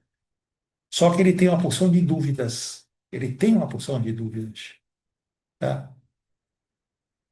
E você não está dando a chance de ter os esclarecimentos. Mas você está dizendo a ele, ele tem que apresentar essa proposta amanhã. O que que você acha que ele vai fazer? Fala para mim. O que que você acha? O que que você faria no lugar como ele, como esse aqui? Vamos pensar numa coisa prática. Eu falo para você, tudo isso aqui não tem nenhum mistério. Você vai fazer uma reforma na sua casa, qualquer, digamos, banheiro na cozinha. Aí você entra em contato com uma desses caras que anunciam aí e pergunta para ele, quanto você cobra para reformar aqui o banheiro? O que que ele vai dizer para você? Ele vai dizer para você sempre, eu tenho que ir aí olhar. Ele não vai dizer isso? Eu tenho que ir aí olhar. Aí você diz, não, não dá para você vir aqui. O banheiro tem tantos metros quadrados e eu preciso que você me dê o preço. O que é que ele vai fazer? O que é que você acha que ele vai fazer? Ele vai supor as coisas mais complicadas e vai pegar esse preço, vai colocar lá em cima. Porque você fez com que ele assumisse risco. Você fez com que ele fizesse uma coisa que é conhecida como precificação do risco. Precificação do risco, esse é o nome, entendeu? Ele colocou preço, assumindo risco para ele. E como você sai dessa situação? Tem que ser tudo muito claro, tem que ser tudo muito bem entendido para que ele possa fazer. Ah, vamos naquele exemplo que eu falei da tua reforma. Poxa, chama o cara, explica tudo no mínimo detalhe, mostra tudo, deixa ele tirar todas as medidas. Ah, tá legal, agora eu entendi. Agora eu sei, eu entendi. Você vai ver que o preço é totalmente diferente. Então, cuidado com essa questão de precificação dos riscos, tá? Consequência de não ter um processo, né? Olha lá, você não tem um processo. Então, quais são as consequências disso? Você vai misturar a parte técnica com a comercial. Você não deve fazer nunca, tá? Vai ter improvisação. Você vai ter o quê? Comprador sem conhecimento do objeto. O cara está comprando. Existe uma coisa no nosso mundo aqui que são os compradores especialistas, entendeu? O cara conhece, ele sabe do que ele está fazendo, aquilo que ele está comprando. Ele não é uma pessoa improvisada, entendeu? Ah, a pessoa trabalhava comprando para uma outra área que não tem nada a ver com a nossa e de repente, não, vamos colocar esse cara para fazer compra aqui. Aumentar os riscos da empresa e falta de clareza, tá vendo? Esses são erros comuns também. Ó. Consequência de não acompanhar o valor. Olha, eu não sei o valor, então não acompanho. Não divulgo, eu acho que isso é uma caixa preta, não deve ser dito de jeito nenhum para o fornecedor. O que que você vai fazer? Comprar acima do orçamento, né? Então, você vai perder desconto, etc. Desconhecer o orçamento, levar a questão de compras ineficientes, né? Então, já falei muito sobre isso, né? Espero que isso aqui não tenha ficado nenhuma dúvida de que os compradores precisam conhecer o orçamento ou o CAPEX. A especificação, olha isso. Produtos que não atendem o que você precisa, tá? Atraso, porque você tem que substituir, reenviar. Ah, não, não era isso, retornou, não sei o quê. Custos adicionais, olha isso, tá?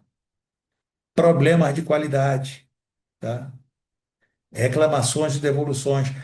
Você deve fazer tudo o que tiver ao seu alcance para que a especificação seja algo que não se tenha qualquer dúvida, tá? E muitas vezes o fato de você simplesmente escrever não é suficiente. Por isso existem aquelas reuniões de esclarecimento, ok? Comprar sem planejar. Então, eu estou assim, comprando de última hora. Isso é o tal da compra emergencial. Tá vendo? Ó, tá vendo? Pode trazer isso aqui, ó. Faltar produto, preço mais alto, qualidade comprometida, produtos de baixa qualidade, questão de logística, tá? Impacto no orçamento. Comprar sem pesquisar, preço mais alto, qualidade, produto inadequado, desperdício. Deixa eu só ver uma coisa aqui, só um minutinho. Ah, tá. Peraí. Tá aí, ó. Impacto na reputação, custo de oportunidade, risco de fraude, tá vendo? Produto falsificado. Não construir relacionamento, tá vendo? Aí, ó. Você já viu situações em que o fornecedor, você tem como falar para ele, na tua vida pessoal é assim também. Fulano, eu já comprei isso daí 3 vezes com você. Você não vai, você tem que fazer um preço diferente para mim, você tem que fazer um preço especial para mim. Aqui, ó, é a mesma coisa, tá vendo? Você deixa de ser prioridade para ele, você perde flexibilidade, tá? Problema de comunicação, dificuldade de resolver problema. Vai aí, ó. Falha na análise técnica, aí é escolha do fornecedor inadequado, tá vendo? O fornecedor não atende, mas você esforçar com ele assim mesmo. E aí tá aí, ó. Atraso, custos adicionais e vai embora, tá? Negligência na negociação, preço mais alto, tá? Condição de pagamento ruim, problema de entrega, tá? Você empurrar o risco para cima dele. Por quê? Porque não está claro para ele. Você vai fazer o quê? Você vai aumentar custo, né? Claro, vai aumentar o custo, claro, tá? Tá aí, a relação danificada, que você está transferindo risco para ele, ok? Dificuldade em encontrar novos fornecedores que estejam dispostos a assumir riscos semelhantes. Aqui tem uns casos aqui que para a gente refletir, tá? Que está tudo ligado à aquisição. Quando você contrata a empresa que faz o projeto A e a empresa B que faz a fabricação. Olha isso. Isso é uma porta para problema, tá, pessoal? Porque a empresa que vai fazer a fabricação vai dizer que deu errado porque o projeto tinha erro. E o cara do projeto vai dizer que o problema foi a fabricação. Então, muitas vezes são empresas diferentes, são, mas não é o caminho ideal. Não é, entendeu? Problemas, muitos. Eu já vi muita coisa, tá? Quando você tem mais de uma empresa de engenharia trabalhando no mesmo projeto, então uma vai dizer, não, isso quem tem que fazer é outra, a outra tem que dizer que é aquela. Construtibilidade, aquilo que foi projetado é possível de construir. Questões de pré-montagem, tá vendo? A empresa A é contratada para projetar, mas terceiriza a fabricação, tá? Então, o acompanhamento e os pontos de retenção, nesses pontos é que deve haver a inspeção e a confirmação, tá? A questão do controle dimensional para permitir a montagem, controle dimensional, né? As medidas das peças, a questão dos processos especiais, pintura, soldagem, etc. E aí, tudo isso leva a problemas na montagem do offshore. Ó. Aham, casos de reflexão, ó. De novo, aquele negócio do risco, ó. Inclusos e exclusos no escopo de fornecimento. Ah, o que está incluído no escopo? E o que está fora do escopo? Ah, eu entendi que isso estava fora, não, eu entendi que isso está dentro. E aonde que vai dizer claramente isso? Na especificação, tá? Assistência técnica, tá? Os pleitos, né? Na hora que começar a surgir aquela divergência, vem os pleitos, acompanhamento de contrato, controle de comunicação. Isso aqui é um ponto que eu vou explicar um pouco mais, o encerramento técnico e administrativo dos contratos, tá? O que que é isso aí? Tecnicamente significa tudo foi aprovado, ok? Toda a documentação foi entregue, está tudo aprovado, legal. Administrativo, o que que é? Todos os pleitos foram encerrados, todas as faturas foram encerradas, todas as cartas foram respondidas. Então, isso é encerramento administrativo. São coisas distintas? Sim, são distintos. Os dois são importantes? Sim, os dois são importantes. Para evitar o quê? Problemas futuros, tá? E aí a gente vai falar sobre um pouco mais detalhado agora, tá? De planejamento de aquisição, a emitir ordem de compra. Então, vamos lá. O planejamento das aquisições, ele tem como base o cronograma de suprimentos, tá? E o cronograma de suprimentos, ele tem como base o quê? O cronograma de engenharia, porque na engenharia que vem a especificação. Então, eu tenho a especificação de engenharia e o cronograma de construção e montagem. Esses dois aqui são os dois drivers por meio do qual eu vou montar o cronograma de suprimentos. E aí, qual é o ciclo do cronograma de suprimentos? É isso tudo aqui, ó, tá? Então, eu tenho que ter dentro do meu cronograma de suprimentos essas atividades. Essas atividades. Eu não posso colocar simplesmente esse item aqui, ó, colocar a ordem de compra, porque precede tudo isso daqui. Veja que se eu quero receber esse item num determinado mês, semanas ou meses anteriores eu tenho que chegar até aqui, ó. Então eu tenho que ter tudo isso daqui no meu controle de suprimento. Se um item desse atrasa, pode trazer problema até aqui, tá? O que que eu não posso deixar de fazer? Saber do problema e ter tempo hábil para tomar a correção de correção. Seleção dos fornecedores, tá? Muitas vezes os fornecedores são fornecedores pré-aprovados pelo cliente. Na área de offshore, isso é muito comum.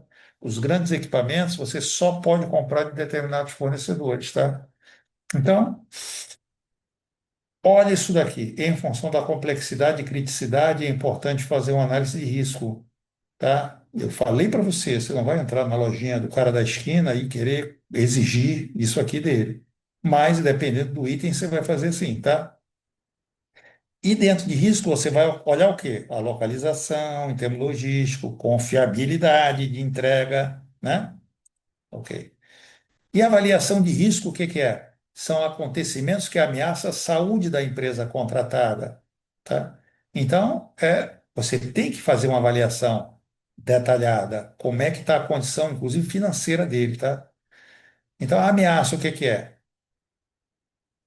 Avaliação de risco, ameaça dos fornecedores, abordar os impactos negativos de afetar a imagem da sua empresa, a lucratividade, vai por aí afora. Olha os riscos aqui, alguns riscos, ó. Dificuldade financeira, capacidade de entregar por falta de recursos. Que recurso é esse? Equipamentos, pessoal e vai por aí afora. Sem capacidade técnica ou experiência para executar o serviço. Mas como assim? Como é que eu consigo fazer? Eu vou pedir ao fornecedor, quando ele for se habilitar, que ele apresente, demonstre que ele já executou um contrato com esse tipo de objeto, tá? E que teve bom resultado. Aí, ó, tá vendo? Esses todos são riscos aqui, ó. Então, quando eu vou fazer uma análise de risco dos meus fornecedores, eu vou estabelecer para cada um deles a probabilidade de eu ter problema mínima, as chances são raríssimas, e máxima, a chance é muito alta de haver problema de qualquer uma daquelas naturezas. Tá? E o impacto, o que que é? Se o problema acontecer, o impacto é mínimo, que é indiferente, ou altíssimo, que vai trazer um problema sério para a empresa. Tá? E aí eu tenho essa matriz aqui, pessoal. Olha só, tá vendo? Olha só, o impacto insignificante, pequeno, tal, tal, tal, tal, tal, e a probabilidade de acontecer. A probabilidade combinada com o impacto vai me dar isso aqui, ó. Esses itens em vermelho aqui, eu tenho que ter um plano de ação. Que plano de ação é esse? Como é que eu vou fazer para diminuir ou a probabilidade ou o impacto, tá? Seguindo. A seleção dos fornecedores agora. O ponto-chave é o histórico de fornecimento dele, tá? Histórico, o que que é? A comprovação de que ele já fez algo daquela natureza, tá? Esse é o histórico. Então, olha só, aí eu vou verificar tudo isso daqui na minha seleção do meu fornecedor, o histórico, a reputação, a saúde, tá vendo? Para que eu faça a seleção dos meus fornecedores. Aqui vem um tema que é muito importante, due diligence no fornecedor. O que que é? É uma diligência prévia, tá? Isso, due diligence, e a tradução disso seria diligência devida ou diligência prévia, tá? Então, remete a zelo, cuidado, etc. O que que você deve olhar no seu fornecedor para você tomar decisões? Quando você se submete à qualificação de uma empresa como Chevron, Technip, Petrobras e outras, Saudi Aramco, etc., você vai ter que demonstrar tudo isso aqui, ó. Tudo isso daqui vai ser verificado. Tudo isso daqui. Para que você entre no cadastro de fornecedor dele. Então, o que é que significa? Você vai ser um fornecedor pré-qualificado, tá? Tudo isso daqui vai ser verificado na sua empresa, se você está em aderência a todos esses princípios e esses critérios que tem aqui por dentro. Por que que ele faz isso? Por quê? Mas para que o cara fica gastando tempo fazendo isso aí? Por quê? Porque ele quer, não é zerar, não, tá? Diminuir a probabilidade de ter problema com você. Por isso que você tem esse sistema de qualificação. Tudo é feito para diminuir o risco, sempre, pessoal. Risco é probabilidade vezes impacto. Risco é alguma coisa que não aconteceu, é uma coisa que está ali potencial, mas pode se materializar, entendeu? Então, isso tudo vai ser olhado. Olha aí, existe hoje, quer dizer, não é agora, tá? Já tem alguns bons anos aí, a do diligência de compliance, tá? Ok? Que são a questão dos atos de corrupção, tá? Olha aí, o que são considerados atos de corrupção. É importante que vocês saibam, olha, utilizar-se outra pessoa para praticar laranja, não sei o quê, fraudar a licitação. É importante que você saiba que existe legislação muito forte em cima desse tema aqui, pessoal, tá? Aí, due diligência financeira e contábil, o que ele vai verificar? Ele vai verificar os demonstrativos da sua empresa, contábeis, né, os balanços anuais, o patrimônio, tudo isso daqui, projeção de lucro. O que que ele quer? Por que que ele vai fazer isso aqui? Por quê? Tem um motivo? Não é para perder tempo. Ele vai fazer isso aqui porque ele quer se assegurar que ele não vai ter problema no futuro com você. Ele tem condição de assegurar 100%? Não tem. Tudo isso aqui é um gerenciamento de risco, tá? Ok? Aí você pensa o seguinte: poxa, mas olha só, ele vai fazer isso em todas as empresas? Não, para isso ele vai fazer aquela análise de risco lá. E tudo aquilo que cair naquela faixa vermelha, ele vai verificar sim. Olha ali, terceiros, a subcontratação, tá? Ok? Você tem o risco de responder solidariamente. Tá? Então você foi e subcontratou lá uma empresa, tá? E aí você contratou a empresa e permitiu que a empresa fizesse subcontratação, ok? Se tiver um problema com um funcionário de pagamento, de o que seja, aquilo pode tranquilamente chegar até você, tá? Então isso é importante que você não esqueça desse aspecto. Aqui tem um ponto interessante, assim, utiliza um software devidamente licenciados. Se a empresa estiver utilizando um software pirata, aquilo existe uma chance muito grande de você ter que responder por isso. E como é que você faz então? Você vai exigir que a empresa te apresente todas as licenças, pessoal. Poxa, então, professor, da maneira que você está falando aí, eu vou ter que praticamente, de alguma forma, eu estou fazendo o papel do Estado, que fiscaliza tudo isso. Poxa, você acertou. Agora você entendeu bem. Você está fazendo isso mesmo. Você está fazendo isso mesmo. Ah, mas eu não quero fazer. Então você vai se expor ao risco. Esse é o termo, entendeu? Estão em conformidade com as exigências legais em todos os níveis de governo. Mas peraí, como que seria isso? Eu vou fazer o seguinte: quando você me entregar o seu boletim de medição, antes de te pagar, você vai demonstrar para mim que você depositou o fundo de garantia de todos os seus funcionários. Mas o que que isso tem a ver com eu ter entregue ou não o produto? Está aqui, ó, tá? Qual é o contrato? O contrato que nós fizemos é você tem que dar um plano de saúde para os funcionários. Me mostra aí que você está pagando o plano de saúde no plano que a gente colocou no contrato. Tá aí, ó. Ok? Tá vendo aí, ó? Então, é uma engrenagem grande, pessoal. Olha aí. Olha isso. A do diligência trabalhista. Aqui, ó. Ó. Olha isso aqui, pessoal. Você sabe o que que é isso aqui? É você contratar a pessoa como pessoa jurídica.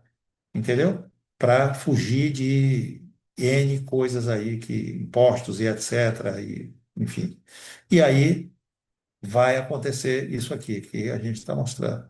Fusões e aquisições, tá? Quando você compra uma outra empresa, você compra a parte boa e a parte ruim, tá? Todo o passivo dela você está assumindo ambiental. Se a empresa tinha lá questões de poluição, de derramamento de óleo, ou que seja, enterrava lá coisas perigosas, o que for, tá aí, ó.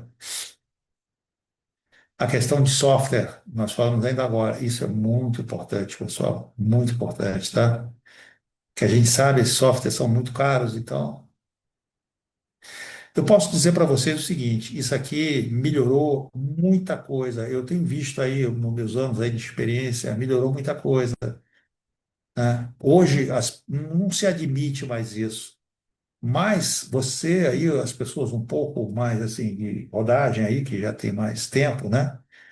Devem lembrar que até recentemente, recentemente não, tem uns 10 anos mais, ali perto do metrô da Carioca ali, os caras vendiam software ali, tudo que você pensar e imaginar. Cadê esse pessoal? Desapareceu, entendeu? Por quê? Porque não está dando mais certo. Porque está sendo olhado, entendeu?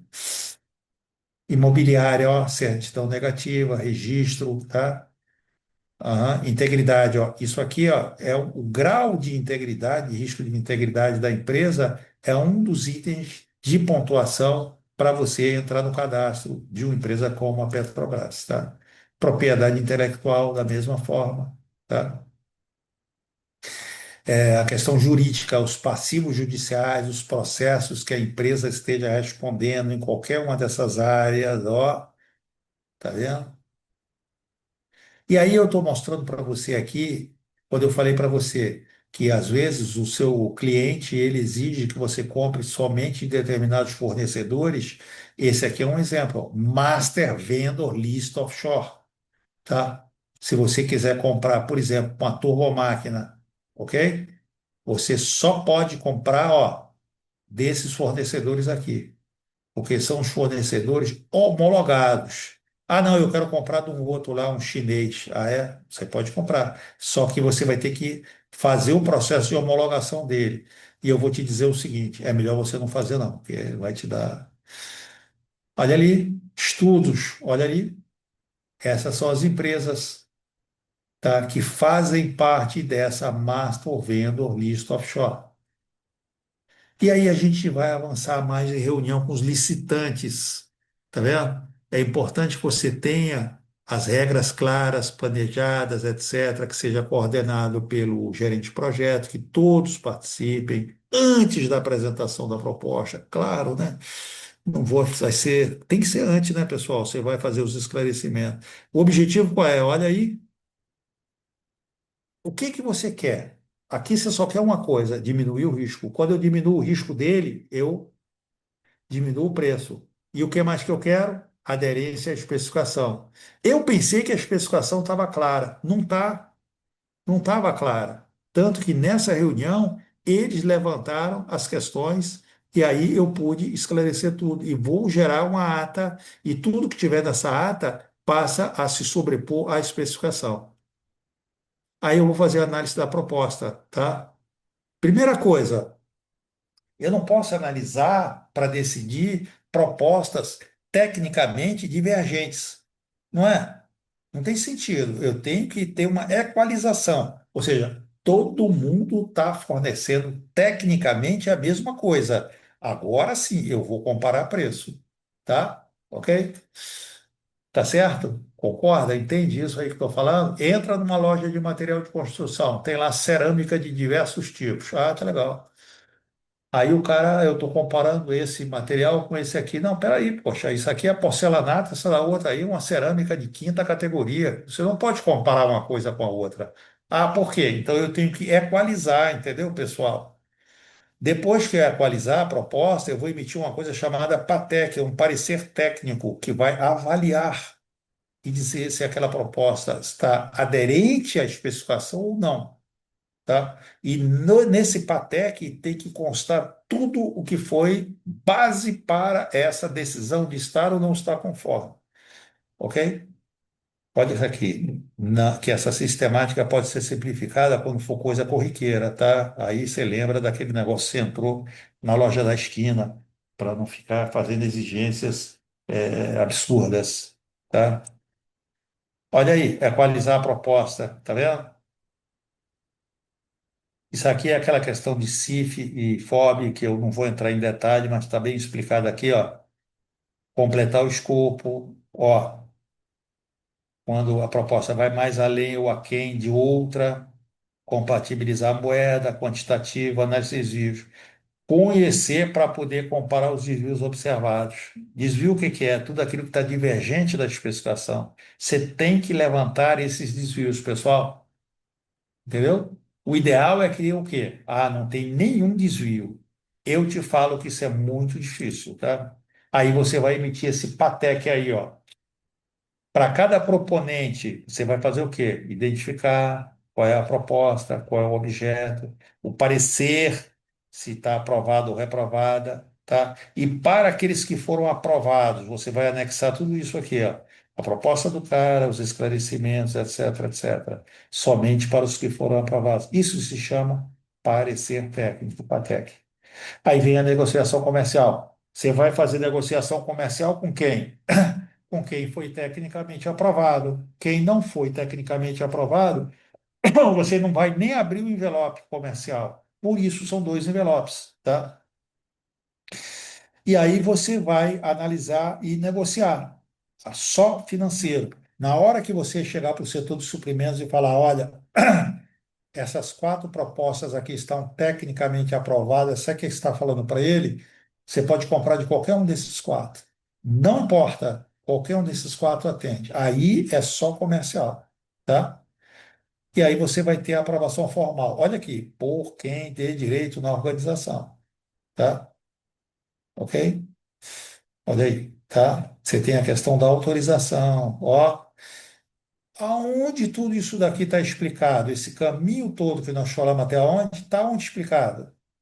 Nos procedimentos lá do PMO. Aí você tem a emissão da ordem de compra, ó. Tá vendo? Ok?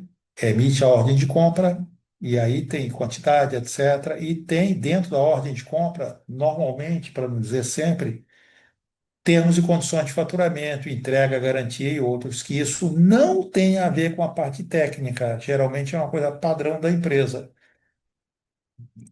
E aí vem a fase de diligenciamento. Você já contratou. Que é diligenciamento? É você acompanhar durante a fabricação ou execução daquele objeto que você contratou, tá? E aí você vai fazer ou visitas ou de alguma maneira você vai acompanhar. Aí você diz assim, mas isso aí gera custo, eu não posso, eu não vou ficar acompanhando, eu já contratei. Por que que eu preciso acompanhar? Talvez alguém que está me ouvindo aqui acha que não é necessário. Não é necessário. Esse cara é um fornecedor tradicional, eu não preciso fazer acompanhamento, tá? Aí tem uma figura aqui, ó, olha aí,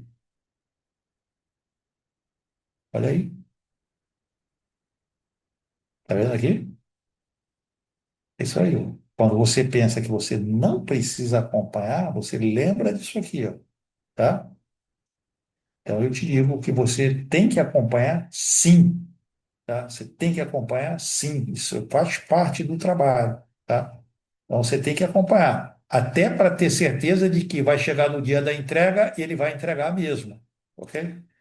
E aí você, se for o caso, vai fazer uma visita. E nessa visita você vai fazer um relatório. E aí o que que é importante? Estudar o relatório anterior, preparar um roteiro, ser preciso e completo, coletar dados, fazer o registro fotográfico e gerar um relatório desse tipo aqui, ó. Olha aqui, o que que seria muito importante você, se você colocar isso que está aqui, você já está com tudo certinho, tá? Ok? Olha lá, relato dos fatos observados, registro fotográfico, etc, etc, tá? Pessoal, o teu relatório ele tem que ser uma coisa inquestionável. Então você não vai dizer assim, ó,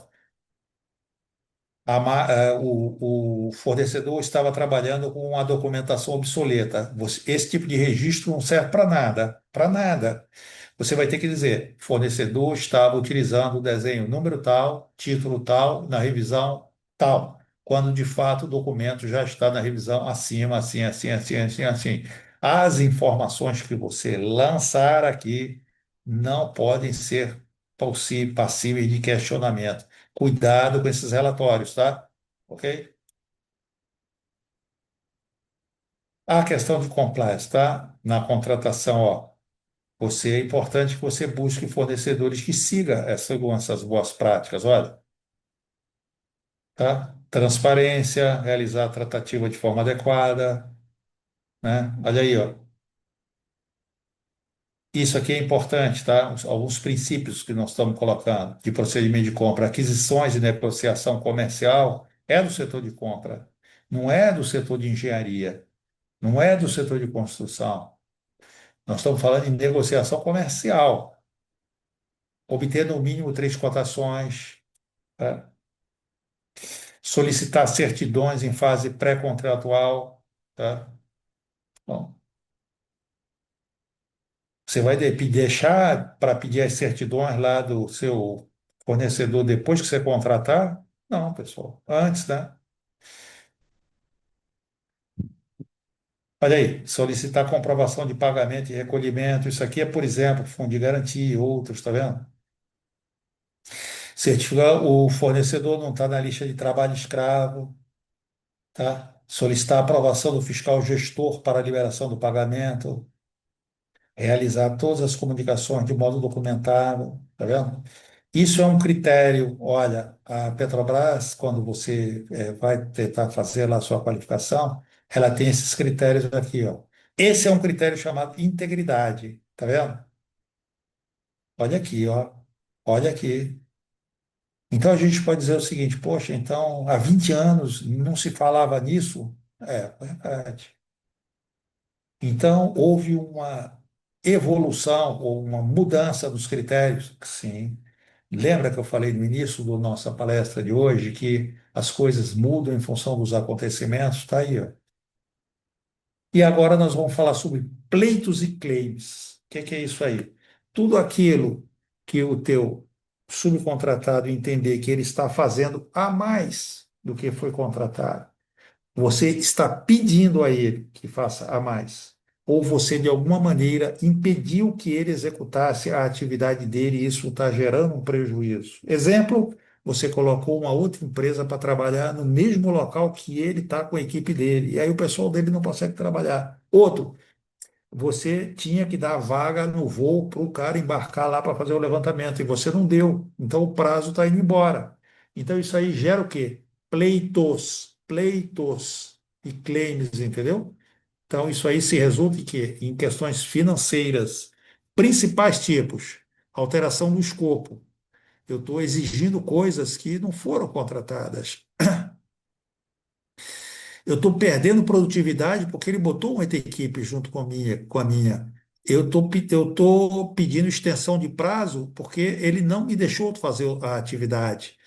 Eu estou pedindo um valor financeiro porque ele solicitou que eu trabalhasse 24 horas. Então, o objetivo do pleito é equilibrar o contrato novamente, entendeu? Esse é o objetivo do pleito, tá, pessoal? Aí tem essas questões fundamentais aqui a serem respondidas, né, num pleito. O que deveria ter acontecido? O que de fato e por que essa diferença? Quem foi o responsável e quanto custou? Então, para você apresentar um pleito, é importante que você reflita sobre isso daqui, ó. E quais são as principais causas de pleitos? Erros ou inconsistências de projeto. Então, o projeto tem consistência. E aí eu tive que desmanchar, fazer de novo. Tá aí, ó. Uma empresa contratada, eu tenho uma série de empresas trabalhando e uma atrasa, a empresa de engenharia atrasa, não entrega a documentação para a empresa de construção fazer lá a fabricação, a empresa de construção está com o pessoal todo lá mobilizado, olha aí, acesso ao local de trabalho, execução de serviços extra-escopo, paralisação por ordem do dono ou órgãos governamentais. Ele foi lá e embargou a obra. Mas você não tem nada a ver com isso, tá? O canteiro do cara não estava licenciado. Projetos ou especificações, fornecimento, aprovação de serviços, mobilizar a mão de obra, tá? Então tá aí, ó. O que é importantíssimo? Documentos, todo o processo de trabalho, ata de reunião, etc. E o que é importante, em primeiro lugar de tudo? O pedido seja apresentado a partir de uma análise de causa e efeito, tá? Ok? Ou seja, houve um evento, causa e qual foi o impacto em termos de prazo, custo ou ambos. E quando você for preparar um claim, pessoal, é importante você ter os custos diretos, que foi aquilo que diretamente escopo, produtividade, etc. E os indiretos, o que que é? O custo de canteiro, custos de coisas que não fazem diretamente parte da produção lá, tá? Manutenção do canteiro, despesa administrativa, etc. Porque eu tive que ficar com o meu canteiro alugado lá mais um, dois, 3 meses, ok? Aqui é um outro ponto, já chegando próximo ao final, que eu quero destacar para vocês, tá?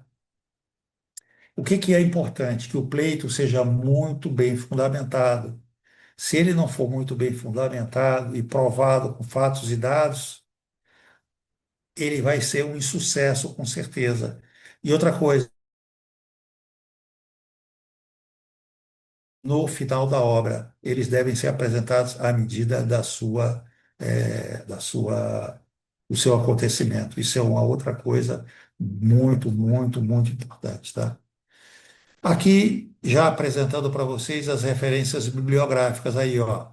Tá vendo? Aqui tá até para você ver aqui, né, que o PMI, olha, 2017 era sexta, 21, 2025, e tem aqui uns links que o pessoal que está com material, todos esses links, eu sei que vocês têm o PDF, tá? Mas esses links todos estão funcionando lá no PDF. Ok, ó. CRCC da Petrobras, tá bom? Deixa eu fazer o seguinte aqui, deixa eu interromper o compartilhamento.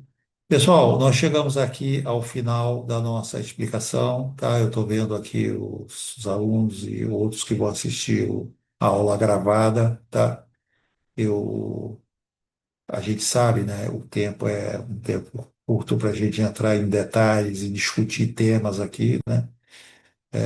Mas, enfim, eu espero que vocês tenham aproveitado aí para vocês terem uma ideia. E sempre, pessoal, gravem o que eu falei para vocês.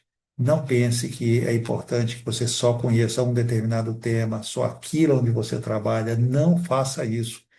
Para você poder avançar na sua organização, para você poder avançar profissionalmente, é importantíssimo e fundamental que você tenha uma visão do processo como um todo, tá bom? E aí eu fico aqui perguntando para os colegas que estão aqui presentes ainda, né? O Wendel, Adalberto e o Antônio Eduardo, que se tem alguma pergunta, se gostaria de algum esclarecimento. Alguma coisa aí, pessoal? Perfeito. Obrigado, hein? Tudo Ok? certo, professor. Tranquilo. Obrigado aí pelas suas palavras e é isso aí, pessoal. É assim, entendeu? As coisas, a gente para avançar, a gente para melhorar, você tem que se aprofundar, você tem que conhecer as coisas. Você veja assim, né? Às vezes você está fazendo lá na sua universidade, tem determinadas matérias que você cursa lá, e às vezes naquele momento você pensa: caramba, para que que eu estou estudando isso aqui? Não tem nada a ver, eu nunca vou empregar isso aqui na minha vida. E a vida te mostra que não é isso, pessoal, não é assim que funciona, entendeu? Esse conhecimento horizontal, ele é muito importante. Você precisa saber, nesse nosso mundo, como é que funciona essa teia aí, de que tudo se de alguma maneira interfere, tá? E por isso esse nosso MBA tem essas disciplinas todas. Mas, enfim. Prezados, olha, muito obrigado por terem ficado até aqui. Guilherme, muito obrigado pelo seu apoio aí, tá? E você pode até suspender